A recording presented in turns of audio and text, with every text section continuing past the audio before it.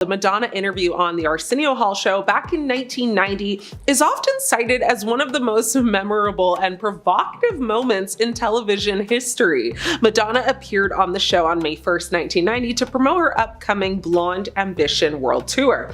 The interview started off very lighthearted, with Madonna and Arsenio joking about her music and dance moves. However, things took a very flirtatious turn when Madonna began to tease Arsenio about his dancing skills. She leaned in close, touched his leg, and made suggestive comments, leaving Arsenio visibly uncomfortable. The interview sparked controversy due to Madonna's provocative behavior and suggestive comments. Some critics accused her of being too flirtatious and crossing the line of professionalism. Madonna later defended her actions, stating that she was simply trying to push boundaries and challenge societal norms. Lady Gaga and Ellen DeGeneres. Lady Gaga's interview on the Ellen DeGeneres show back in 2011 was one no one will forget. Gaga appeared on the show to promote her album and perform her hit single Judas. Now, during the interview, Gaga and Ellen DeGeneres shared a very playful and flirtatious moment. Ellen teased Gaga about her outrageous fashion sense, and Gaga responded by jokingly flirting with Ellen. The two shared a fake kiss, and Gaga even pretended to lick Ellen's face. Yes, so the audience erupted in cheers and applause, and the moment became a highlight of the show.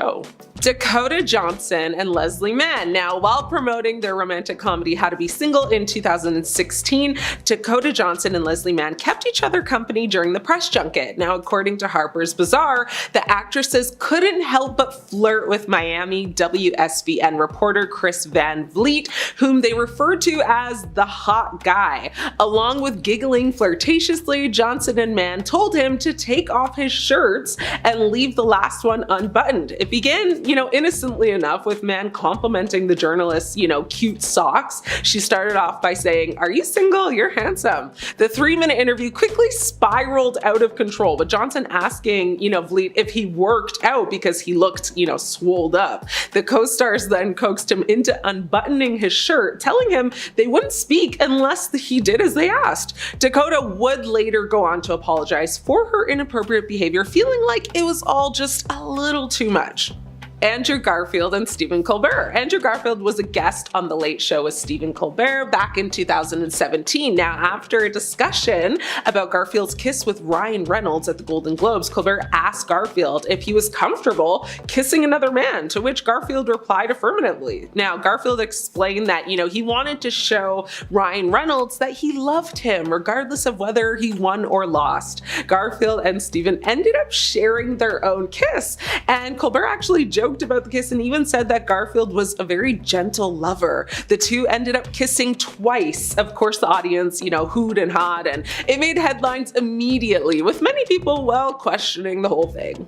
Chelsea Handler and Michael Strawn. Now, Chelsea Handler appeared twice on Live with Kelly and Michael within 3 months, and things got heated between her and the host. Handler commented on Strawn's cellulite, and he replied saying that blacks just don't crack. Now, the second time she returned, the actress confessed that people thought they had chemistry during her previous appearance and that she liked black guys. Now, at the same time, Strawn stated that everybody likes chocolate, as reported apparently by Nicki Swift. Now, she jokingly said that he was throwing his body at her and that she greatly appreciated it. Now, Kelly asked if they ever thought about actually going on a date, and the two, joked, basically saying they do have quite a bit of chemistry, so maybe a possible pairing in the future we could see. Nicole Kidman and Jimmy Fallon could have been a couple. One of the most memorable moments in recent late night years was when Jimmy Fallon had Nicole Kidman on his show, and everything would change when she was interviewed. During the interview, Kidman admitted that she had a crush on Fallon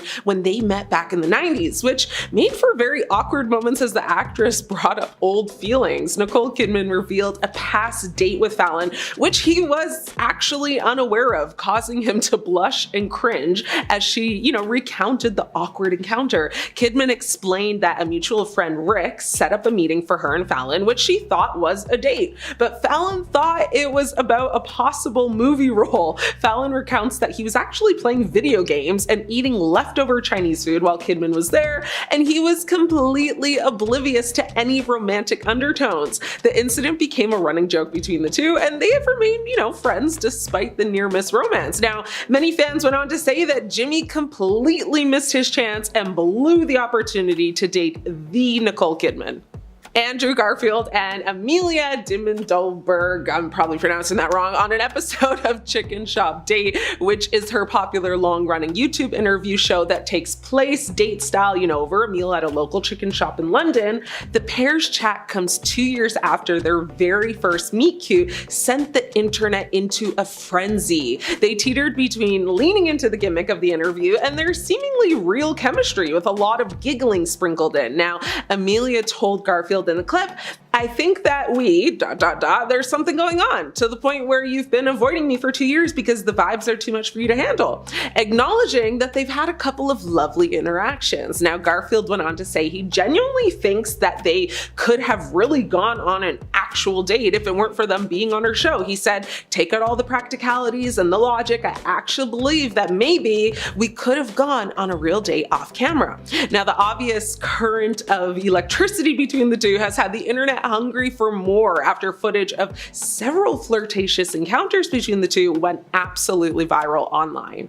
Kate Mara and Craig Ferguson, the former host of the Late Late Show, Craig Ferguson, was the flirting god on late night during his 9-season run. One of his, steamiest interviews occurred when Kate Mara came for her second appearance on the show and couldn't help but discuss lip gloss, making out, and the snake cut by his desk. Mara called him a dirty man when Ferguson flirted back with a sensual double entendre. Now, the first time Ferguson interviewed Mara, she seemed giggly at points, but it was mostly a pretty normal talk show appearance. However, at points during their first interview, Mara grabbed the host's hand and she spoke about how cuddly Scotsmen like Ferguson are. When Mara returned for her second appearance, her chemistry with Ferguson was on full display. Within a minute of Mara's second interview, she basically stated that she was jealous of Ferguson talking about kissing his previous guest, Morgan Freeman. Now, near the end of the interview, the flirting goes to another level, or at least it seems to, because after the two of them are talking about horses,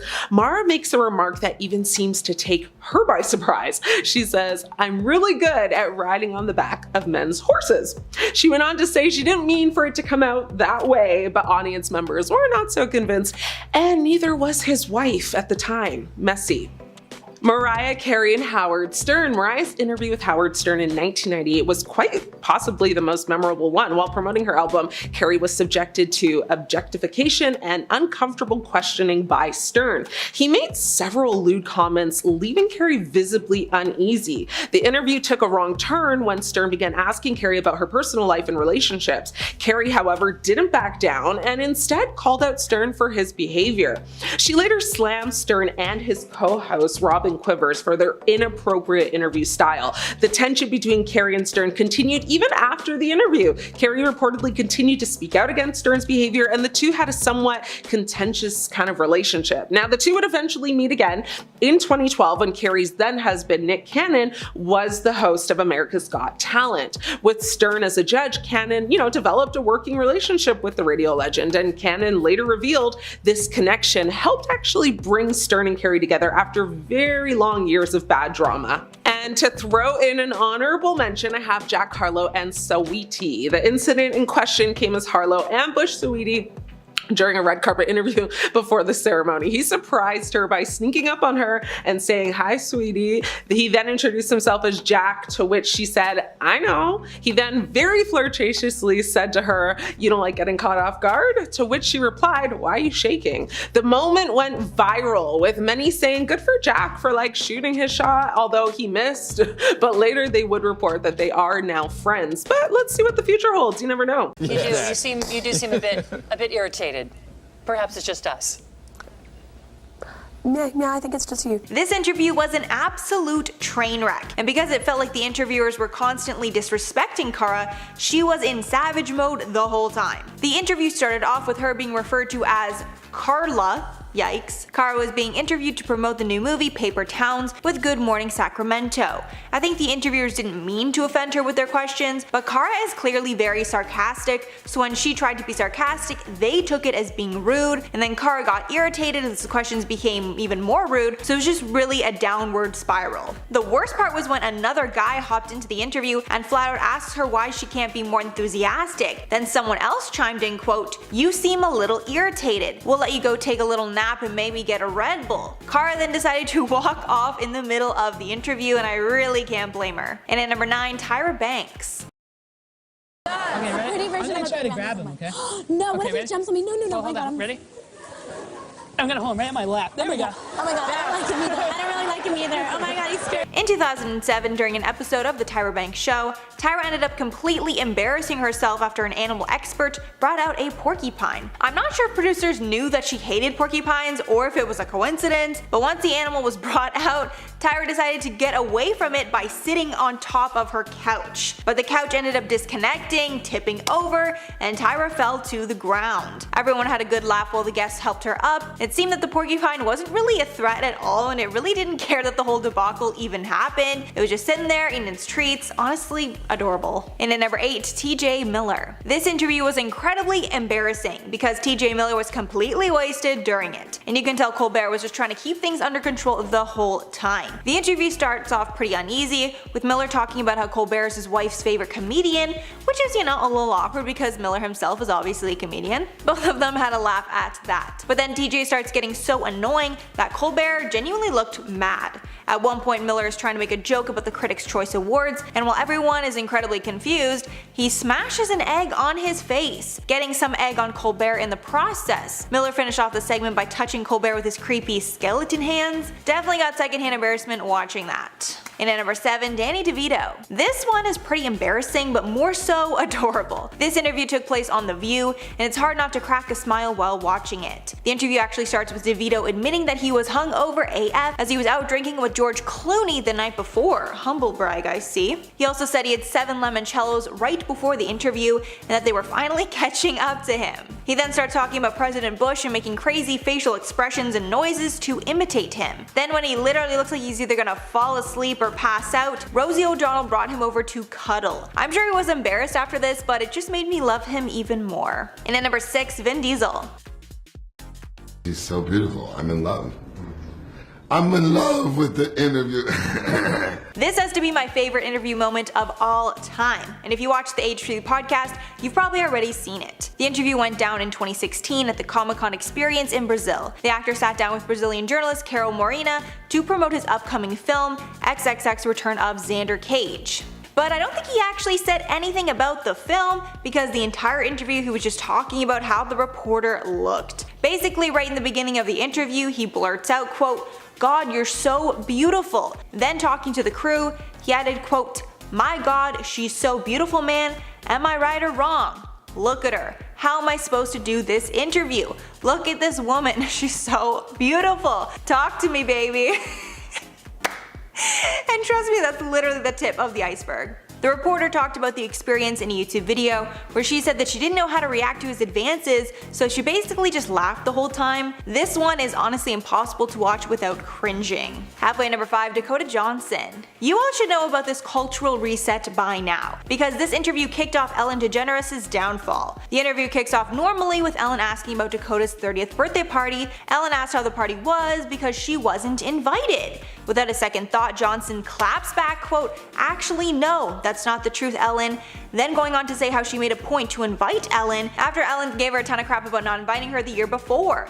With Dakota adding, quote, "Ask everybody, ask Jonathan, your producer." Then Ellen's producer confirmed she was invited, with Ellen responding, quote, "Why didn't I go?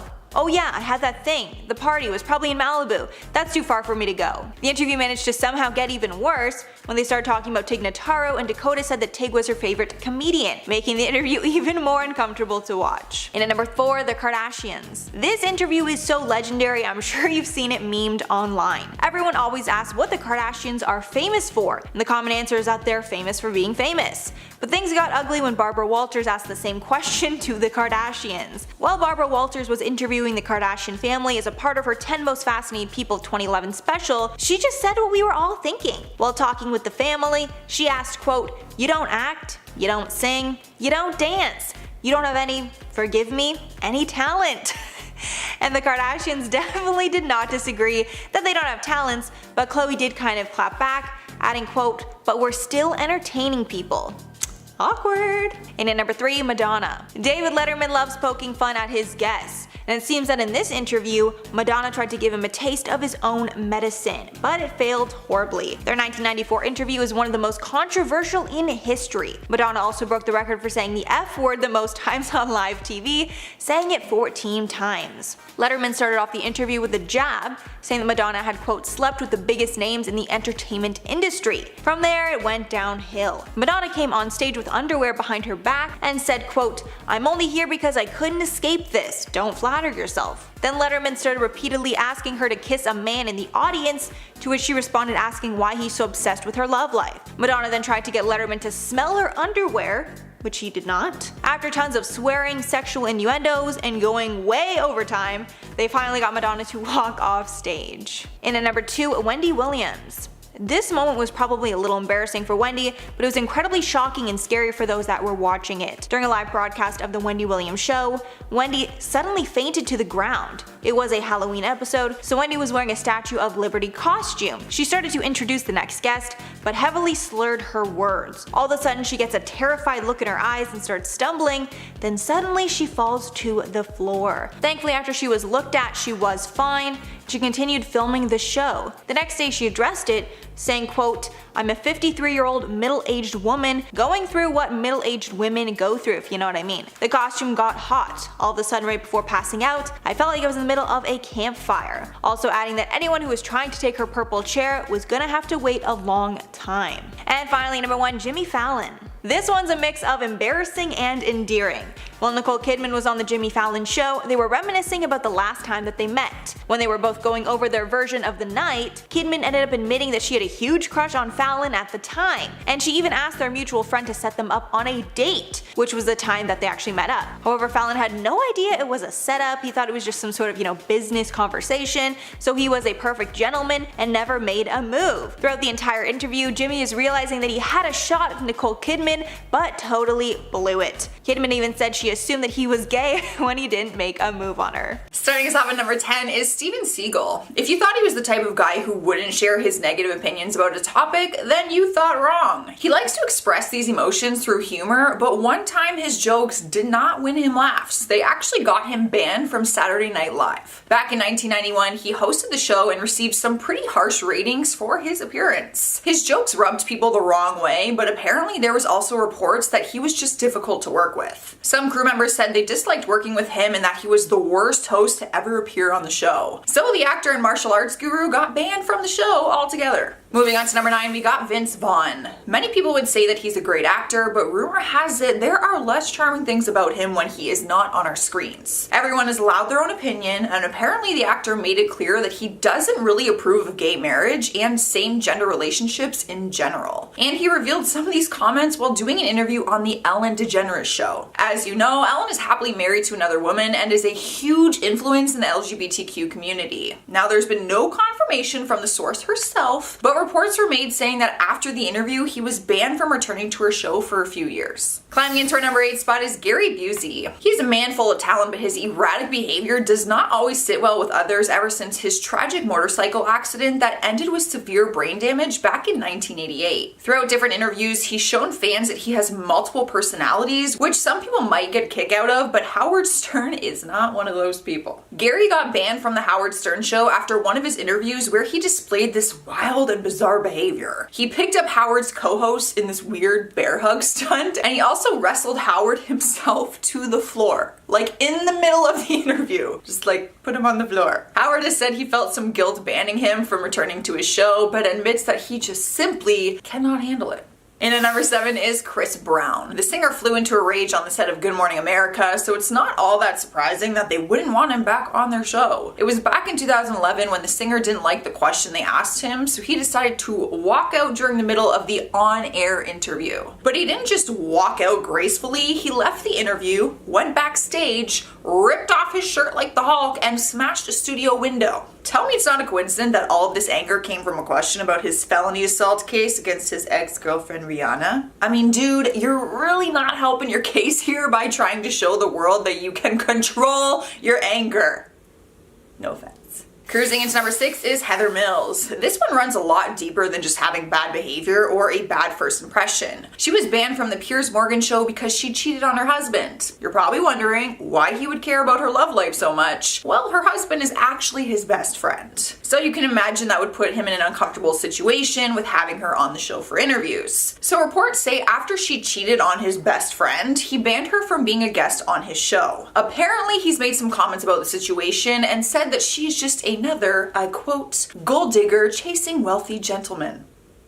Halfway through at number 5 is Kelsey Grammer. It appears as though Piers Morgan might throw bans around like it's no big deal, or maybe he's just a really hard guy to please. He slapped a lifetime ban on the Frasier actor after he appeared on Piers Morgan Live. What happened was, during his appearance, the network showed a photograph of his ex-wife, Camille Grammer, after they promised that the subject of his relationship would not be discussed on air. He responded to the photos by walking off set before he even made his full appearance. So they gave him a lifetime ban. Some people said it was a dramatic reaction, while others say the ban was a little over dramatic. So, what do you guys think? Which was the dramatic part? The reaction to the photos or the lifetime ban? Moving along to number 4, we have Piers Morgan. Yes, the roles have reversed. He throws around these bans on other celebrities, but he himself got one from Rosie O'Donnell. Now, the two of them don't actually have any beef with each other. Rosie banned him from the talk show, The Rosie Show, out of loyalty to one of her friendships. Turns out she's a good friend to Madonna, who got banned from Piers Morgan Live. I shared that story in our part 1 video. And since they are good friends, Rosie lashed back at Piers after finding out that Madonna got banned from his show and said that she was gonna ban him from hers.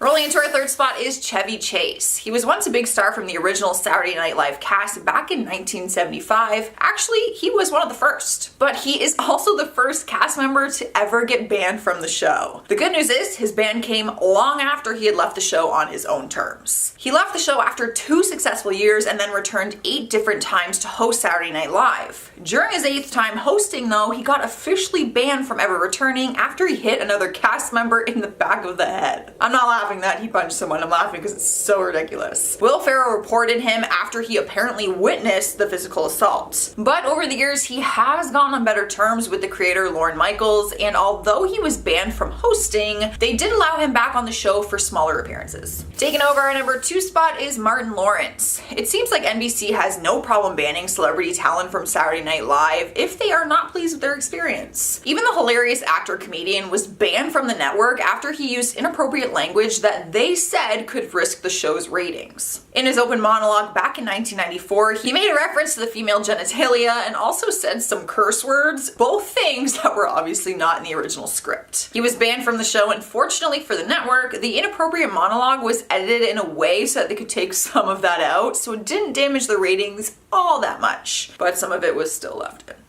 Earning the number 1 spot on our list is Bobcat Goldthwait. This one takes the cake. It's honestly pretty crazy, and I'm surprised I didn't know about it before researching for my list. Back in 1994, the comedian went on The Tonight Show with Jay Leno, and during the interview, he got infuriated when he heard that the Arsenio Hall show was being cancelled. But he took his anger to a whole different level, and during the middle of the interview, he stood up, took out some lighter fluid, soaked his interview chair, and set the chair on fire. Maybe just the slightest bit dramatic, but to no surprise, he was banned appearing on the show ever again. He actually got fined, and he was forced to make a public service announcement in regards to fire safety. Beginning the countdown, number 10 is Howie Mandel. Although he's a very successful comedian and a lot of people would defend his humor, there will naturally be people out there who just don't find him funny. He's also known for his rowdy and loud personality, and one person who isn't a fan of it is Piers Morgan.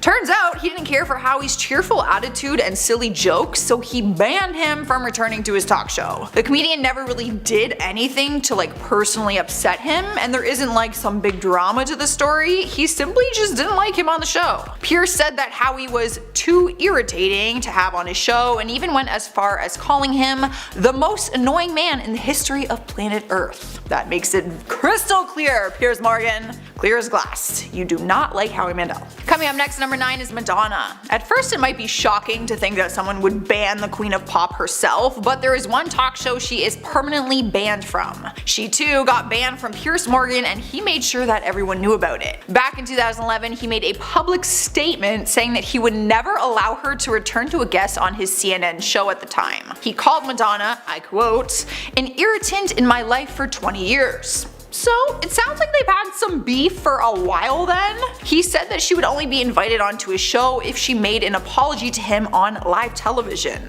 There's been different rumor mills on why he dislikes her so much, but his exact reasons are still kind of unclear. He just said that she is responsible for a series of crimes against him, whatever that means. Rolling into the number 8 spot is Gilbert Gottfried. He's a talented comedian but is known for having a dark sense of humor, mainly insult comedy. He's been titled crude, inappropriate, but also hilarious. I think people's personal opinions on him would just vary depending on their sense of humor, which is fair because we all have our own sense of humor. But radio and television personality Howard Stern wasn't a fan of his comedy when he appeared on his talk show. The two of them got pretty heated with one another, and Howard said that he was being talked down to by Gilbert. He also took a joke too far and spit up cupcakes behind the scenes while the cameras were still rolling, and Howard just was kind of frustrated by it. He didn't really get it and he didn't find it funny. He was actually once a regular on his show, but he has never appeared on it since, and Howard does not have plans to bring him back. Moving on to number 7, we have Howard Stern. Well, isn't that just a funny little coincidence? What comes around goes around, I guess. He issued a few different bans on other celebrities, but was on the receiving end for one of them.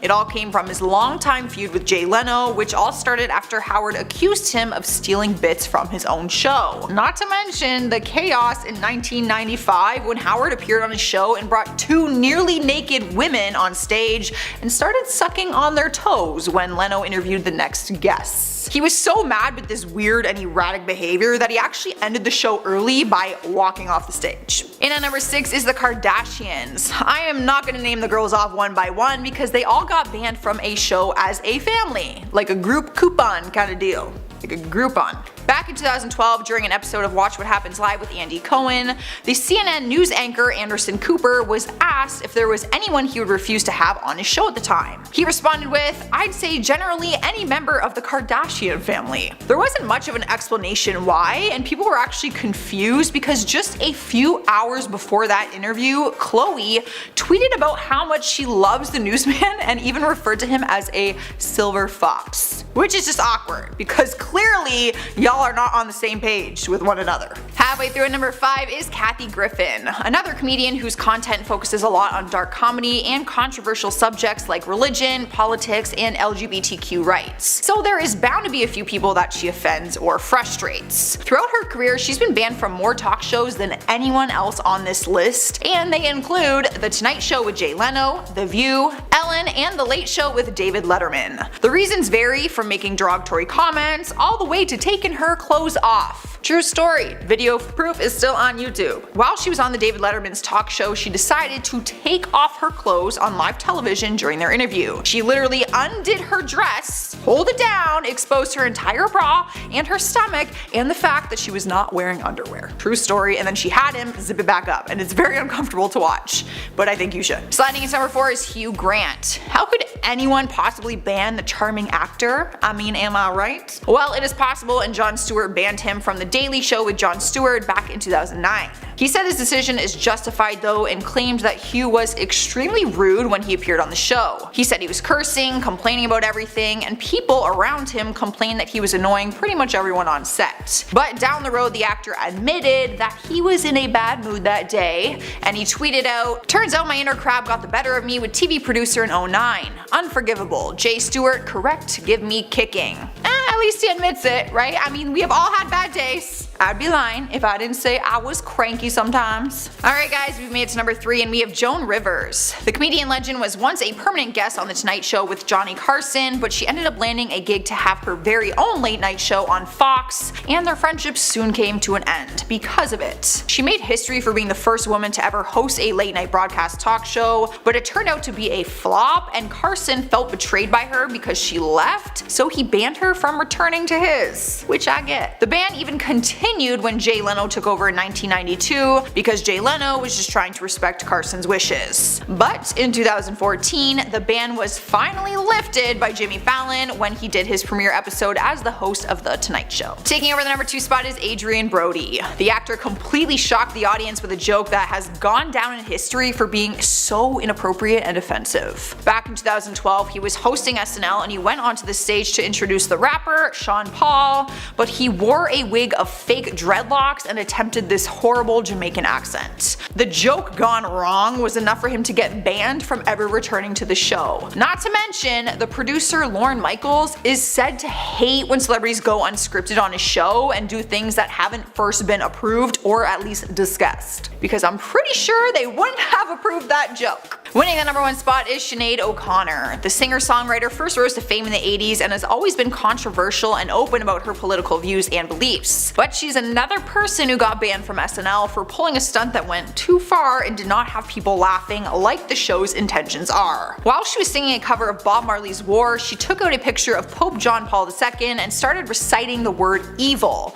And then she went on to rip it in half and say, "Fight the real enemy." The entire studio was shocked and left in complete silence, probably feeling super uncomfortable, not really knowing how to react to something like that.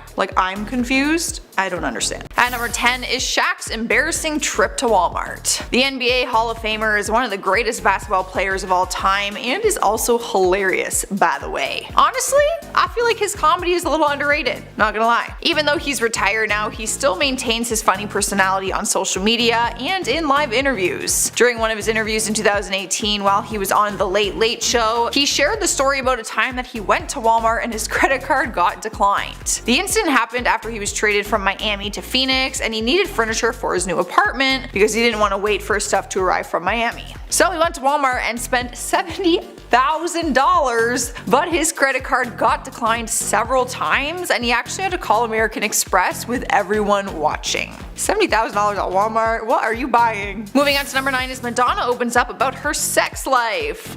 Leave it up to Ellen to add a game to her show that has her celebrity guests opening up about their personal business. She added this classic party game, Never Ever Have I Ever, and has them answer with an answer card that says they have, or if they flip it, it says they have never. Madonna was paired with Justin Bieber to play, and Ellen asked them, "Never ever have I ever had sex with more than 2 different people in one day." Justin and Ellen both held up the I have never card, but Madonna held up the I have. Unfortunately, we didn't get any more details about who her 2-for-1 hookups were, but we did learn that she is just a little more frisky than we thought. Cruising into our number 8 spot is the time that Diddy confessed the craziest place that he had sex. Ellen DeGeneres is back at it again with a fun game to get some gossip about her guests, and one of them is called Hot Seat. Her guests sit with her in 2 hot seats and they fire off questions that they have to answer, and then they quickly hit the buzzer when they are done.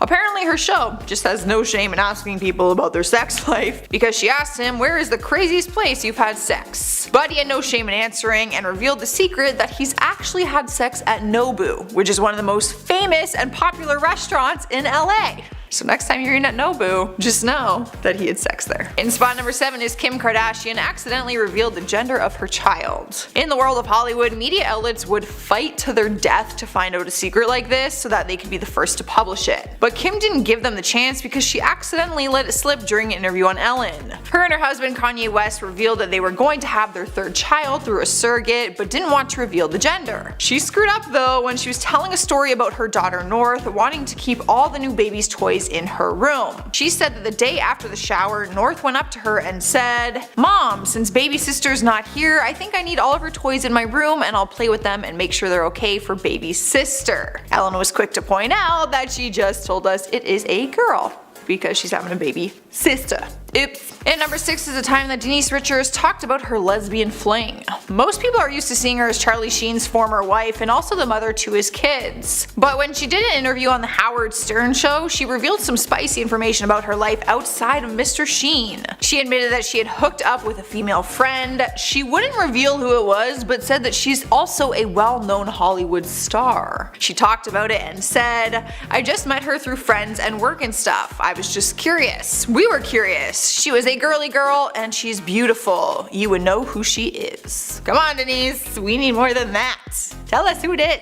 I want to know. We are halfway through and we have Justin Timberlake admitted to a hookup. He was another victim of Ellen's game of Never Ever Have I Ever, and he played with the infamous boy band NSYNC. They were all asked, "Never ever have I ever slept with a Spice Girl?" Justin was the only person to turn the card so that it said, "I have." The audience began cheering and of course they wanted to know which Spice Girl it was, but he refused to tell. We'll leave it up to fans to come to the conclusion though that it was Baby Spice. They started posting a video clip of an interview she did back in 2004 when she was asked if she had a one-nighter with Justin, because those were the rumors going on at the time. She responded with, "We hung out and partied a bit and he's very sweet. He spoke about this first because otherwise I would have not said a word. He's very sweet." So, she didn't really confirm nor deny. At number 4 we have J-Lo snuck a man into her house. Now you're probably wondering why she would have to sneak a man into her house, like she is an adult and she's also J-Lo, so she can basically do whatever she wants and invite people into her house at any time.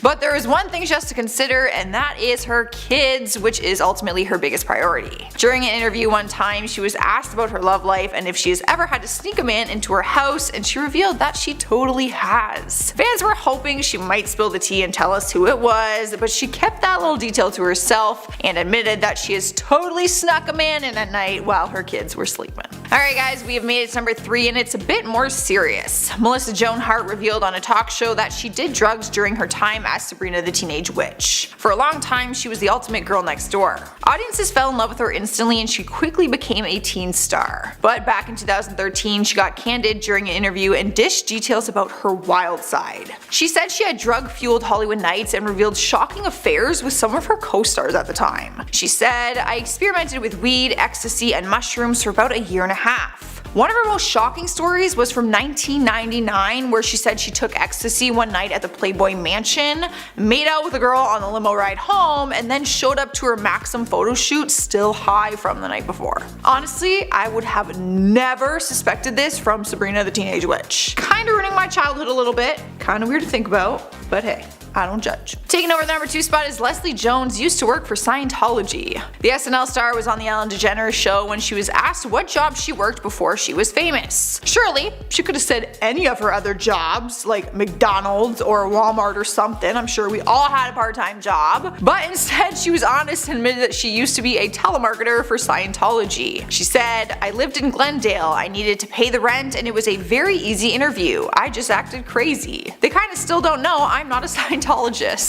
She cracked a joke to the camera and apologized to other Scientologists out there for revealing things. But she seemed to have no problem revealing the secret, despite all the controversy around the religion. In our number 1 spot is Holly Madison revealing dark secrets about Hugh Hefner. Many people would love to know all the juicy details of what really went on in the Playboy Mansion when Hugh Hefner was still with us. But thanks to his former girlfriend Holly Madison, we do. After being his number 1 girlfriend in the house and dating him for 6 years, she decided to write a tell-all book called Down the Rabbit Hole back in 2015. The book exposed their age difference in the relationship and just everything that came along with it. She then went on to do some talk shows where she talked about personal experiences in their sex life, saying they used to engage in group sex in his bedroom, and also admitted to the wild parties that they had at the house, claiming that some of the girls would actually be drugged at the party and then taken advantage of. Some of her claims were pretty serious, and her former playmate said that she was lying and actually did not defend her statements. So basically, it's if you believe her or not. Now, Oprah with Meghan and Harry was a 2021 television special hosted by Oprah Winfrey that featured an interview between Oprah, Meghan Markle, and Prince Harry. Now, the special premiered on March 7th, 2021, and the interview came a year after Prince Harry and Meghan announced their decision to step down as working members of the British royal family in January 2020. Now, during the talk, Meghan and Harry exposed a lot about the royal family, which the royals obviously didn't like. Ahead of the interview, a clip was released of Oprah asking Meghan whether she was silent or silenced during her time as a working royal. The latter, Meghan responded. "I've always been outspoken, especially about women's rights, and that's the sad irony of the last 4 years. I've advocated for so long for women to use their voice," Meghan said.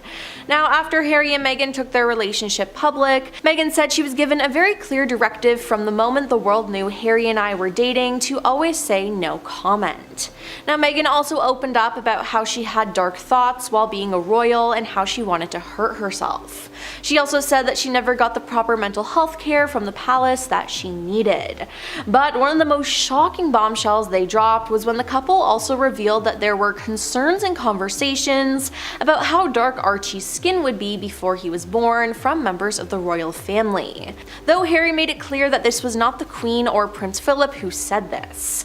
Now, all the comments they made got people up in arms about the two of them, as some people felt bad for Harry and Meghan for what they went through, while others were mad that they exposed the conversations they had with the royals and saying that the couple just wanted attention. But at the end of the day, it is an interview that has gone down in history for sure. During a 2021 episode of The View, host Sharon Osbourne got heated with her co-host Cheryl Underwood. They were talking about Piers Morgan and his offensive comments about Meghan Markle, and now Sharon is friends with Piers, so she was defending him and what he said, which honestly wasn't a good look. Cheryl then attempted to calm Sharon down as she disagreed with her, but it was too late as Sharon went on a rant filled with swear words that needed to be bleeped out. Now, during the exchange, Cheryl got emotional, to which Sharon fired back at her saying, "Don't cry, because if anyone should be crying, it should be me." Now, this resulted in Sharon's departure from the show, and hey, it's okay to have different opinions, but she was making it so hostile and uncomfortable. I understand why she was removed from the show. Sharon said she was set up and sent out as the show's sacrificial lamb after heatedly defending her friend Piers for his controversial comments. She said, I've been set up. I went, how dare you all do this to me? I'm your sacrificial lamb," she said. Now, this isn't the first time that an Osbourne has actually gotten in trouble on the show, as Sharon's daughter Kelly got in some hot water in 2015 when she also made a racist comment. Now, at this point, the hosts of The View were speaking about the person who is now President of the United States. They were criticizing his description of Mexican immigrants, and Kelly was trying to make a point asking, if you kick every Latino out of this country, then who's going to be cleaning your toilet? Now, immediately after making the remark, the other co-hosts were taken aback and tried to stop Kelly from speaking further, but she continued in a sense that, you know what I mean. Now, this moment was honestly just embarrassing, and before Kelly could continue on, she was interrupted by co-host Rosie Perez, who was of Puerto Rican descent. Rosie said Latinos are not only people doing that, and Kelly quickly jumped in saying, "No, I didn't mean it like that, come on, I would never mean it like that, I'm not a part of this argument." Now, this left a lot of viewers and the hosts both shocked and disgusted. Kelly then later apologized for the whole ordeal, but it was just bad. She then spoke about the incident in Rolling Stone and clarified her comments saying, "This whole country is built on immigrants, and if you stop people from coming into this country who do the jobs that make this country exist and thrive and flourish, who's going to do all the jobs you don't want to do yourself?" she said. It came out so wrong. Dakota Johnson ruined Ellen DeGeneres' career on her own talk show. Yeah, in 2019, Dakota was on an episode of The Ellen DeGeneres Show, and while being interviewed, Ellen threw some shade, insisting that she wasn't invited to Dakota's birthday party. Now, without hesitating, Dakota shut this down, saying it was false, by giving us the iconic line of, "Actually, no, that's not the truth, Ellen." Now, Dakota then went on to explain that the last time she was on Ellen's show, Ellen gave her a hard time about not inviting her last year. So she made sure that she did this year, which is honestly super smart. Now, Dakota then advised Ellen to ask her producers about her invitation, stating, "I did invite you and you didn't come, ask everybody." The producers then confirmed the host had indeed been invited to the bash, but had chosen not to attend. "Why didn't I go?" Ellen asked out loud. "Oh yeah, I had that thing. The party was probably in Malibu, that's too far for me to go to." Yikes. Well, at least Dakota stood her ground, but after this, more people started calling out Ellen for some of her rude behavior that she's had in the past, and some say this moment was the catalyst for Ellen's show getting cancelled. Tom Cruise made an appearance on the Oprah Winfrey Show in 2005 to promote his remake of The War of the Worlds, but no one really focused on the movie though. It was more about Tom's behavior. Now when the topic changed to who Tom was dating, which was Katie Holmes by the way, Tom couldn't contain his excitement.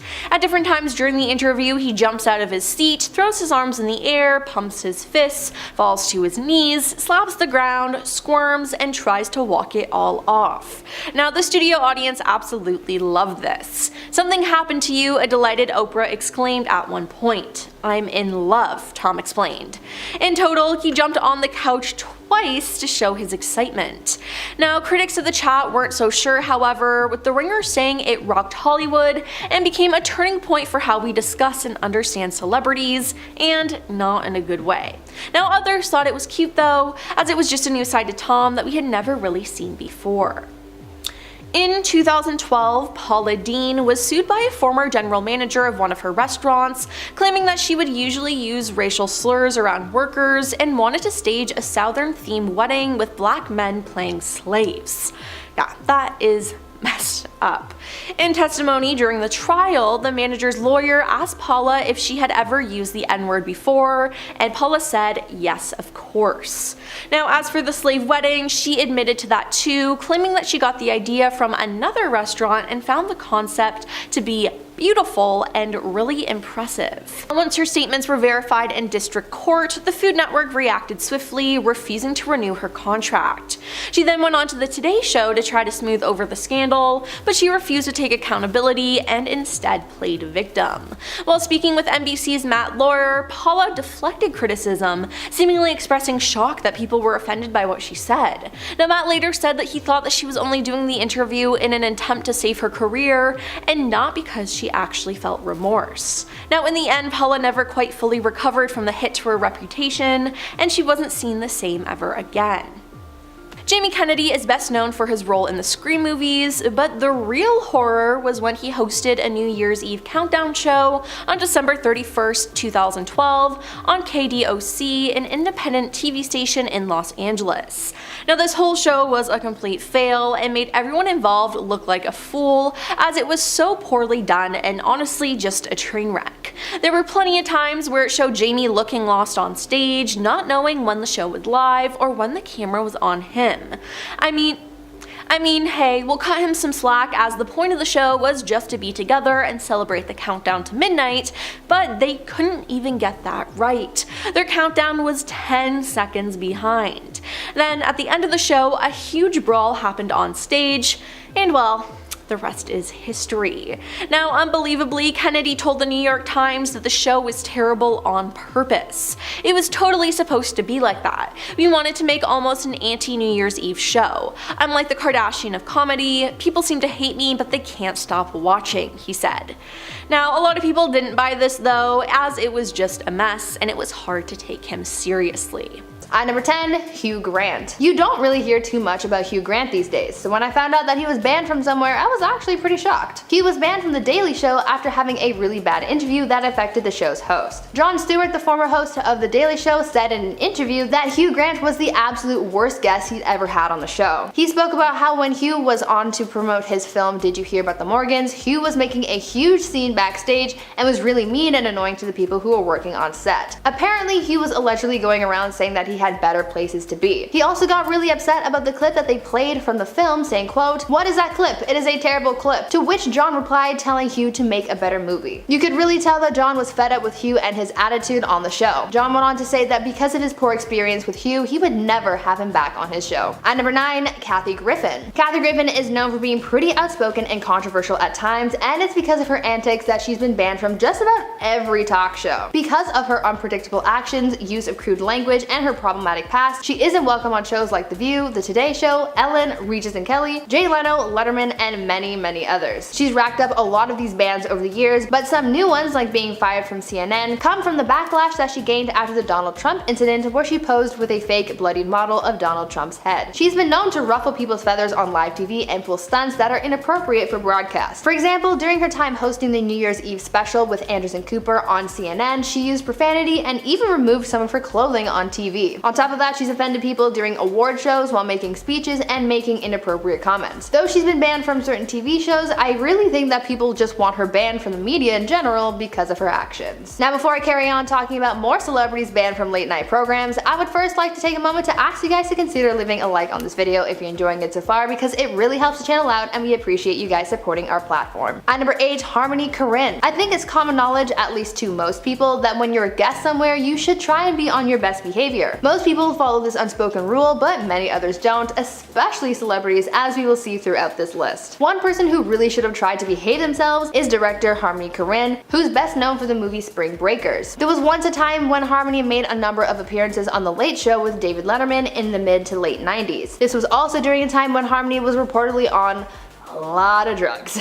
Though he was a frequent guest on the show, his appearances just stopped all of a sudden and no one really knew why until 2013 when Letterman revealed the truth as to why the director was banned from coming on the show. Apparently, Letterman caught the director going through Meryl Streep's purse one time, and that was just the last straw for the late night host. When talking about this fateful event, Letterman said, quote, "I went upstairs to greet Meryl Streep and welcome her to the show. I knocked on the door and she wasn't there. I looked around and found Harmony going through her purse. True story. And so I said, that's it, put her things back in her bag and then get out." End quote. After that, Harmony was no longer welcome on the show and has not been back since. At number 7, Bobcat Goldthwait. I think that this goes without saying, but don't go setting fire to random things. I know Adele said set fire to the rain, but that was just a metaphor. Clearly though, one guest on Jay Leno didn't quite get the memo because they ended up setting a fire during their interview on The Late Night Show. Back in 1994, actor Bobcat Goldthwait was a guest on The Tonight Show with Jay Leno, and during his guest appearance, the actor decided to randomly set fire to his chair. At the time, Jay thought that this was just a spontaneous bit, but in reality, Bobcat came prepared for this as he brought lighter fluid and a lighter that was hidden up his sleeve. Luckily, the other guest who was there that night, Lauren Hutton, was quick on her feet and doused the flames with a cup of water. Jay, understandably, was very unhappy with all this and banned Bobcat from the show. Not only that, but the actor was also charged with arson for his stunt and was ordered to pay over $3,300 in fines, some of which went towards replacing the chair that he set fire to. Not too sure why he decided to make this interview go up in flames like that, but at least he won't be able to pull that stunt again. At least not with Jay. At number 6, Dax Shepard. Actor and comedian Dax Shepard has been very open about his struggles with substance abuse for some time now. He's opened up about some of the lowest points in his career that was caused by his substance abuse, including one time that got him banned from a late night show. Dax told the story about how he was once preparing to be on Late Night with Conan O'Brien in 2004, but when he was doing the pre-interview, he blacked out. Dax didn't remember any of the pre-interview where he was supposed to go over the talking points for the evening, and by the time his real interview started, he was so lost. He went into detail saying, quote, "I show up on the show and I don't know what he's talking about. I can tell he's queuing me up for stories I've told, but I don't know any of the stories." End quote. Because of how badly he messed up his interview, he was banned from the show for a few years until he got sober. Years later, he was welcomed back on the show and all was forgiven, but it was still a low point for the actor. At number 5, Jay Leno. This next ban was caused by one serious feud between Jay Leno and Conan O'Brien. Because both men were talented late night hosts, there were a lot of pitches from different networks trying to poach one or the other to take over talk shows and whatnot. Well, things got kind of heated when Conan was promised the hosting gig for The Tonight Show when Jay's contract was up. As you would imagine, Jay didn't take the news very well, and so he decided to start his own show, The Jay Leno Show, which aired before Conan's. Well, when neither of their shows were bringing in good ratings, the network reshuffled the time slots, gave Conan's slot to Jay, and bumped Conan's show back half an hour. Conan didn't like that, took a payout, and The Tonight Show fell back into Jay's hands. Later on, when asked if he would have Jay on an episode of his show, Conan shut that down, essentially saying that Jay would have been banned from his program. There was just a lot of bitterness between them, and the water under that bridge has certainly dried up. At number 4, Gary Busey. A lot of people enjoy their personal space. I know that there are many people who love getting close to others and who are very physical people, but you know, not everybody likes that. Getting upset when someone invades your personal space without permission is pretty understandable, and this notion is what got Gary Busey banned from the Howard Stern show. Back in 2001, actor Gary Busey was on the Howard Stern show and seemed to have ignored the notion of personal space, and that rubbed Howard the wrong way. While on the show, the actor picked up Howard's co-host Robin Quivers, giving him a big bear hug, and even chased Howard around the studio trying to wrestle him. Howard really didn't like what Gary was doing that day, and so he promptly banned him from coming back on the show. When Gary explained the motives behind his actions, he blamed it on his quote, 13 separate personalities. He continued to say that he was just really excitable that day, but that wasn't a good enough excuse to get him back onto the show until 2017, when he was invited to do an audio-only interview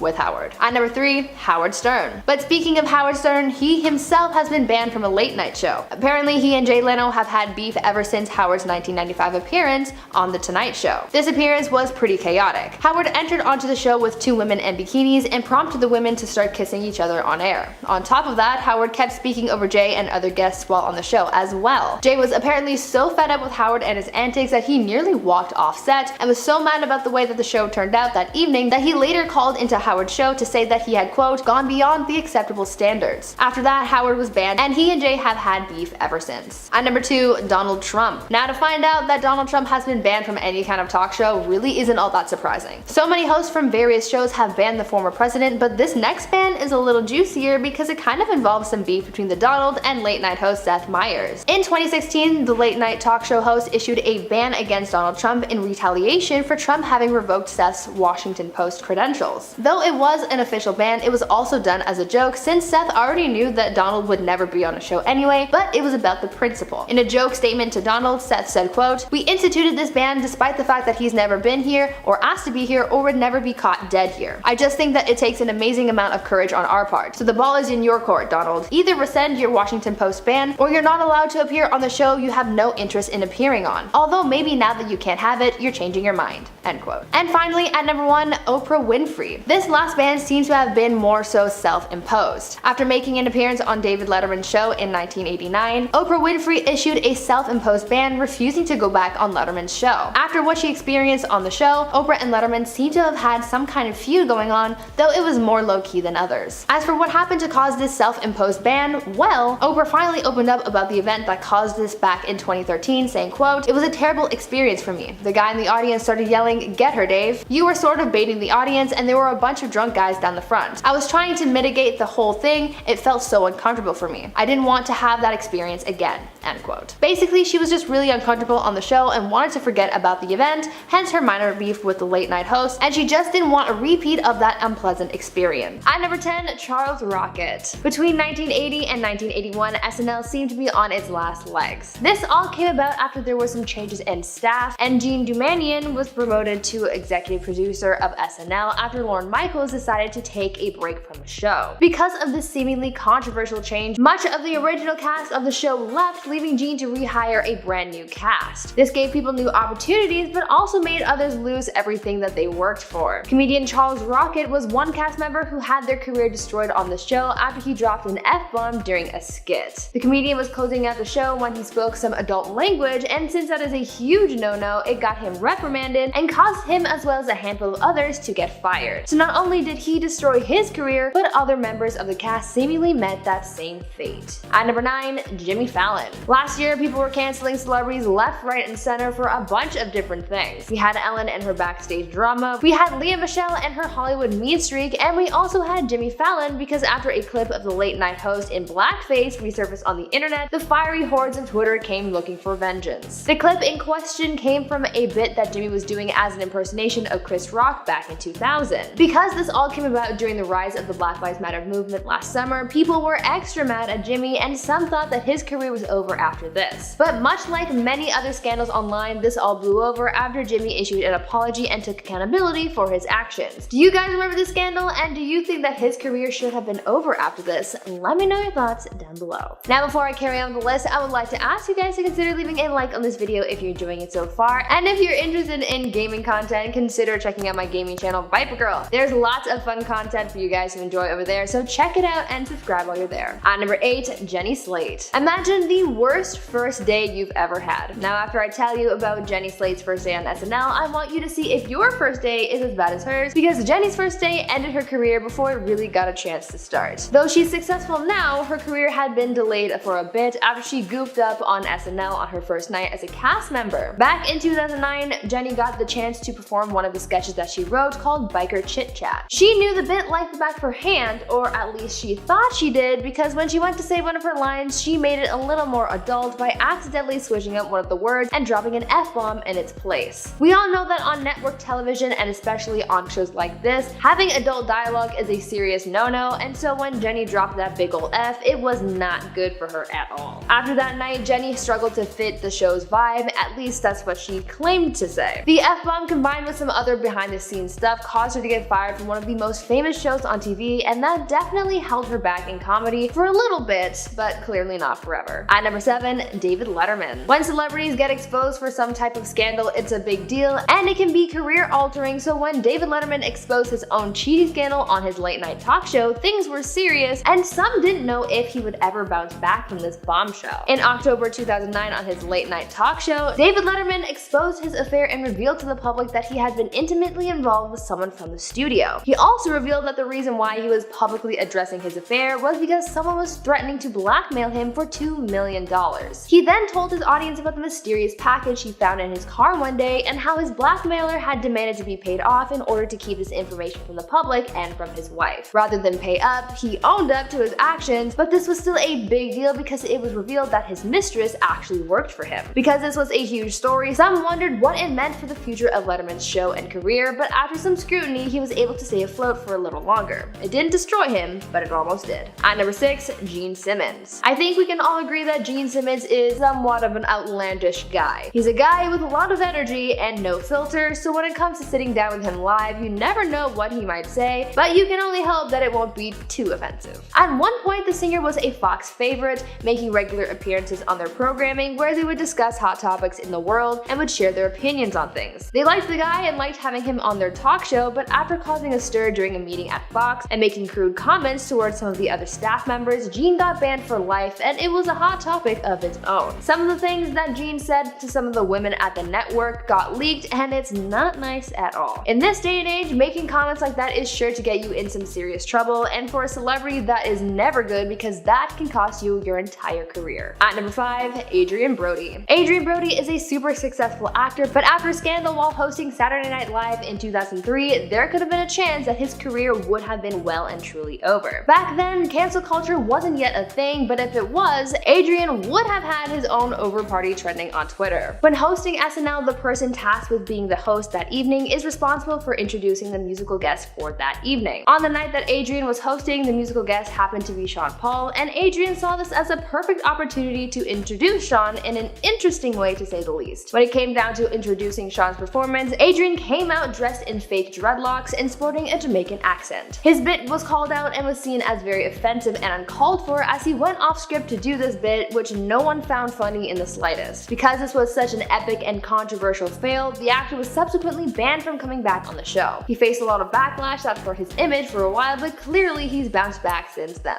At number 4, Ashlee Simpson. This was the moment that caused Ashlee Simpson's career to crumble, and things haven't been the same since. I'm sure you all know the story about how Ashlee was caught lip-syncing during her SNL performance and how embarrassing it was. This was a defining moment for Ashlee because she was supposed to be getting her name out there to gain more notoriety and to grow her music career, but after this slip up on the show, Ashlee's name has been associated more with SNL fails than with the music industry, which is pretty unfair since she still brushed herself off after that incident and continued forward. Yes, this appearance pretty much destroyed her career, but she didn't let that stop her, which is good. At number 3, Chris Brown. Chris Brown seems to have gone on a journey to turn his life around after the incident that happened between him and Rihanna in 2009. After that moment, the public saw him very differently, and the singer was left picking up the pieces of his broken career. Things were rough for him in the years following the incident because the media labeled him as hot-headed, and this wasn't a good look for him, especially when he acted on said hot-headedness. In 2011, 2 years after the Rihanna incident, Chris Brown was a guest on Good Morning America and sat down with Robin Roberts for an interview to discuss his new album and to perform a song from said album. The interview and performance went sort of according to plan, but during his time on camera, you could see Chris getting angry after Robin kept asking about his altercation with Rihanna. Madonna. Chris kept trying to get her back on the topic of the album, but it didn't really work and he got really upset. As soon as the interview and performance were over, Chris stormed off the stage, took his shirt off, and threw a chair at a window, causing it to shatter and rain glass onto the street below. This interview made Chris look even worse in the eyes of the public, and it continued to affect his career negatively. At number 2, T.I. Back in November of 2019, rapper T.I. was a guest on a talk show podcast called Ladies Like Us Podcast. Here the rapper opened up about his daughter, his relationship to her, and how he monitors his daughter's virginity.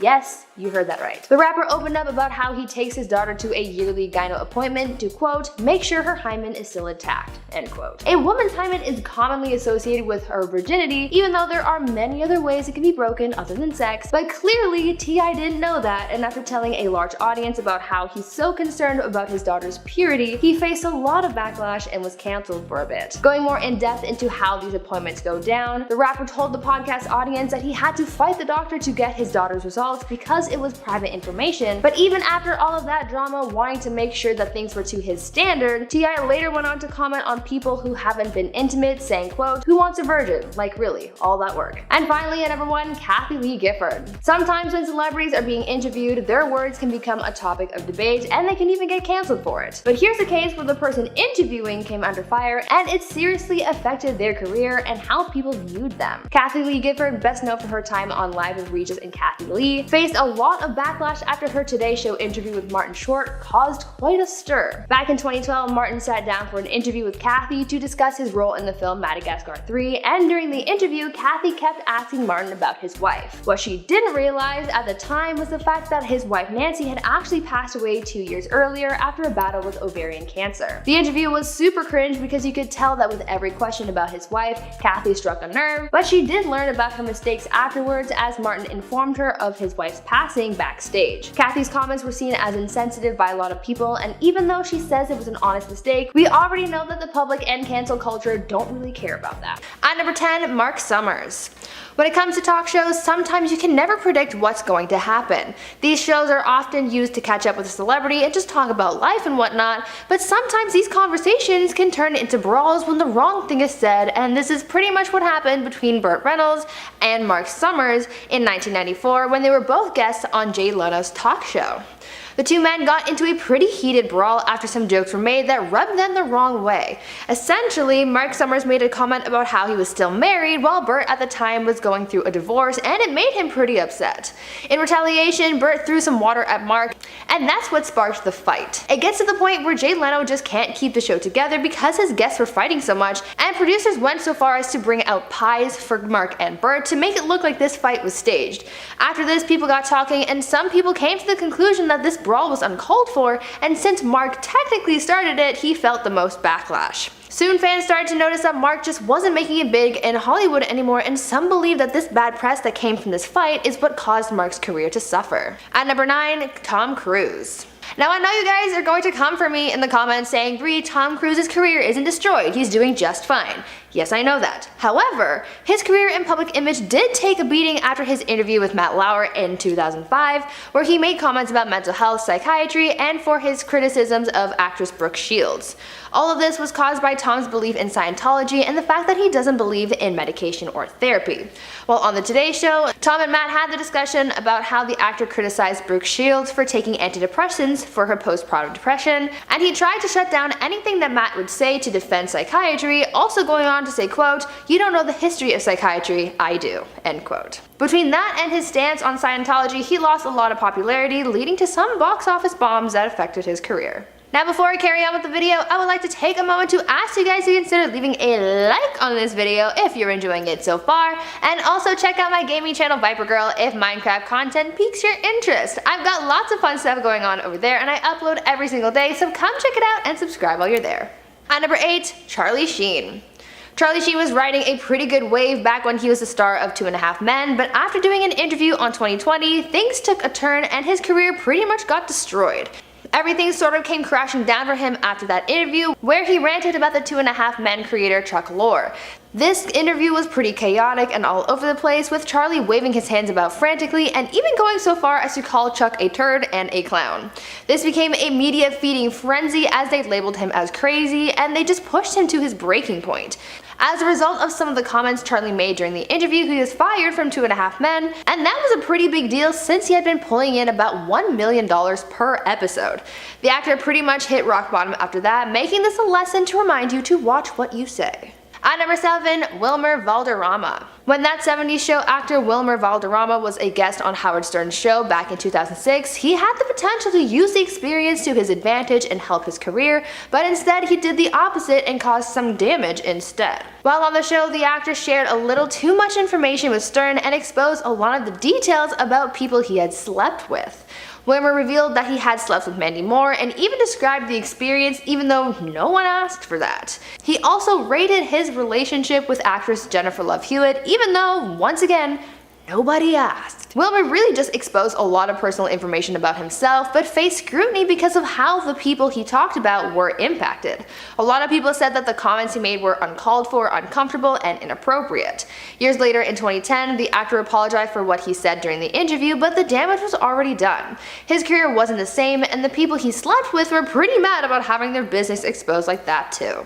At number 6, Addison Rae. Back in April of this year, TikTok star Addison Rae faced backlash after her appearance on The Tonight Show. The influencer was invited on the show to perform a handful of viral TikTok dances, and though it seemed innocent and unproblematic, this is the internet and there is always a problem. Addison, as well as Jimmy Fallon, started facing backlash because no credit was given to the people who created the dances that Addison performed. A lot of people watched this bit on the show and thought that it wasn't fair that Addison got to come on to the show and essentially take credit for the work of other TikTok creators, and so fans took to the internet to advocate for those who lost out on the notoriety of their dances. The Tonight Show producers, as well as Fallon himself, recognized that they deserved to have their voices heard, and so they got their opportunity, but for Addison Rae, this bad publicity just hurt her public image for a while. But honestly, this isn't anything new because these TikTokers are always getting into some kind of mess anyway. At number 5, Trisha Paytas. Trisha Paytas seems to be in some kind of drama or controversy every couple of months. Most recently, the YouTuber was caught in some drama with their former podcast co-host, Ethan Klein. The pair had a podcast called Frenemies, and honestly, the title said it all. They had beef in the past and decided to make a podcast out of it, so really the whole thing was doomed from the start. But I digress. Basically, they got into yet another fight, and Trisha decided that they needed to quit the podcast. After leaving, the quote-unquote truth started to come out about the behind-the-scenes drama regarding the podcast. Most of the conflict had to do with money and how much each person contributed to the show and whatnot. But this debate got heated, exposed videos were made, and talk show careers came to an end. Even though their career isn't completely destroyed simply because Trisha won't let it die, it wasn't good for their image or credibility, but honestly, things are always rocky with Trisha, so even if we think that their career is over, they won't think so. At number 4, Wendy Williams. With the drama surrounding Britney Spears and her conservatorship, everyone seems to want to put their 2 cents in and contribute to the conversation, and the criticisms being thrown towards Britney's family, especially her father. Most of this criticism happens on the internet from Britney's fans, but talk show host Wendy Williams took things one step further and made her comments about the situation on air of her show. She was discussing Britney's ongoing court battle with the audience, and she made comments about how Britney's parents had the public fooled into thinking that they were doing what was best for the pop star. After learning more information as to what's really been going on in that situation, we know that things are much more rocky than we once thought, and because this is so unfair for Britney, this got Wendy pretty heated because she followed up her criticisms of the Spears family by saying, quote, "Death to all of them," end quote. This comment went a little too far for people's likings, and Wendy faced backlash for it. The comment had to be edited out of the show, and there were a handful of people demanding that Wendy apologize to Britney's family for what she said. Wendy ended up getting a lot of bad press for weeks following the incident, and as we all know by now, for a celebrity, bad press is a very dangerous thing to have. At number 3, Sia. Grammy-winning artist Sia started facing pretty serious backlash following the release of her feature film Music, starring Maddie Ziegler. The film, which is about a young non-verbal girl on the autism spectrum, starred Maddie Ziegler as the film's protagonist, and even though Maddie has worked closely with Sia for many years, fans had to put their foot down and call the singer out on her casting choice. Because the role went to someone who wasn't on the autism spectrum, she started facing backlash. The singer got a chance to clear the air while doing a sit-down interview recently, but instead instead of owning up to everything and apologizing to fans, she instead doubled down, which really made things worse for her. While she understood the feelings of those who were angry with her, Sia defended her casting choice by saying, quote, "There's no way I could have used someone of Maddie's level of functioning to play her. I can't do a project without her," end quote. This interview, combined with her harsh defense of the film on Twitter, made for a storm of backlash, and things got so bad that she had to leave social media to avoid the scrutiny. While her career isn't necessarily over, she has lost a lot of popularity. At number 2, Mark Wahlberg. In 2013, while appearing as a guest on the Graham Norton Show, Mark Wahlberg caused quite a scene that greatly affected his public image. Essentially, Mark went through his entire guest appearance while severely under the influence, and he made quite a fool of himself. While on the show, Mark kept interrupting other guests, touching people, acting pretty disruptive, and even fell asleep on the couch. It became one interview that Graham wanted to forget because of how awkward and uncomfortable the entire experience was. This moment went down in TV history as one of the worst interviews ever simply because of how chaotic it was. In the aftermath of the whole ordeal, Mark's public image declined for a while because he made a fool of himself on TV, and not every fan is into that kind of behavior. And finally, at number 1, Joe Rogan. The pandemic and the COVID vaccines are still a very hot topic amongst many people. There are opinions from opposite sides of the spectrum, and many times uninformed people spread misinformation that can really hurt others. This is how Joe Rogan started facing backlash after he made some comments about the vaccines that were incredibly untrue and pretty damaging.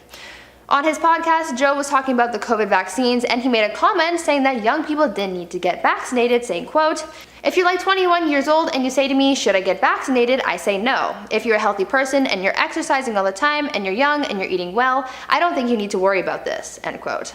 His comments had to be fact-checked by one of the world's top doctors, where they went on to say that what Joe said was untrue, and that no matter what your age or health status is, it's important to consider getting vaccinated if that's best for you.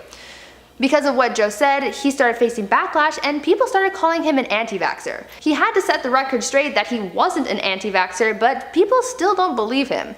In this day and age, your views on the pandemic and everything that comes with it can make or break you, so this backlash surely wasn't good for Joe. Coming in number 10 today, we have Lea Michele. It's fair to say that Lea Michele is a celebrity whose reputation precedes her. The star who shot to fame after landing the lead role as Rachel Berry in Glee back in 2009, and since she's been the center of several scandals. Recently, during her appearance on The Tonight Show, after the show aired, she would spark some fresh backlash after she could be seen moving Sadie Sink out of the way so she could take center stage. When Lea was announced on the show, she would walk onto the stage and she would briefly touch Sadie's arm before reaching across to shake Jimmy's hand. Even though Drake was closer to her than Jimmy, she stepped forward to shake his hand and awkwardly stood in front of Sadie until Sadie decided to move aside to give Lea her spot. In addition, soon after the introductions, Jimmy told Sadie to take a seat on the right of him and Lea to the left, and Sadie had to take a step back to accommodate Lea before crossing over to the stage so she could get to her designated spot. The situation did not go unnoticed, as soon fans would start to praise Sadie for being humble by the way she reacted to Lea's disrespectful and immature attitude. Number 9, Emma Roberts. Back in 2017, podcast host Jane Hunt and Robert Ackerman sparked a viral rumor that actor Lea Michele can't read or write. Since the podcast, fans have been pointing out moments that prove the actress couldn't read, and up until now it's pretty much just been a huge speculation. However, during an episode of Watch What Happens Live with Andy Cohen, Emma Roberts decided to play coy about whether her friend Lea Michele could read,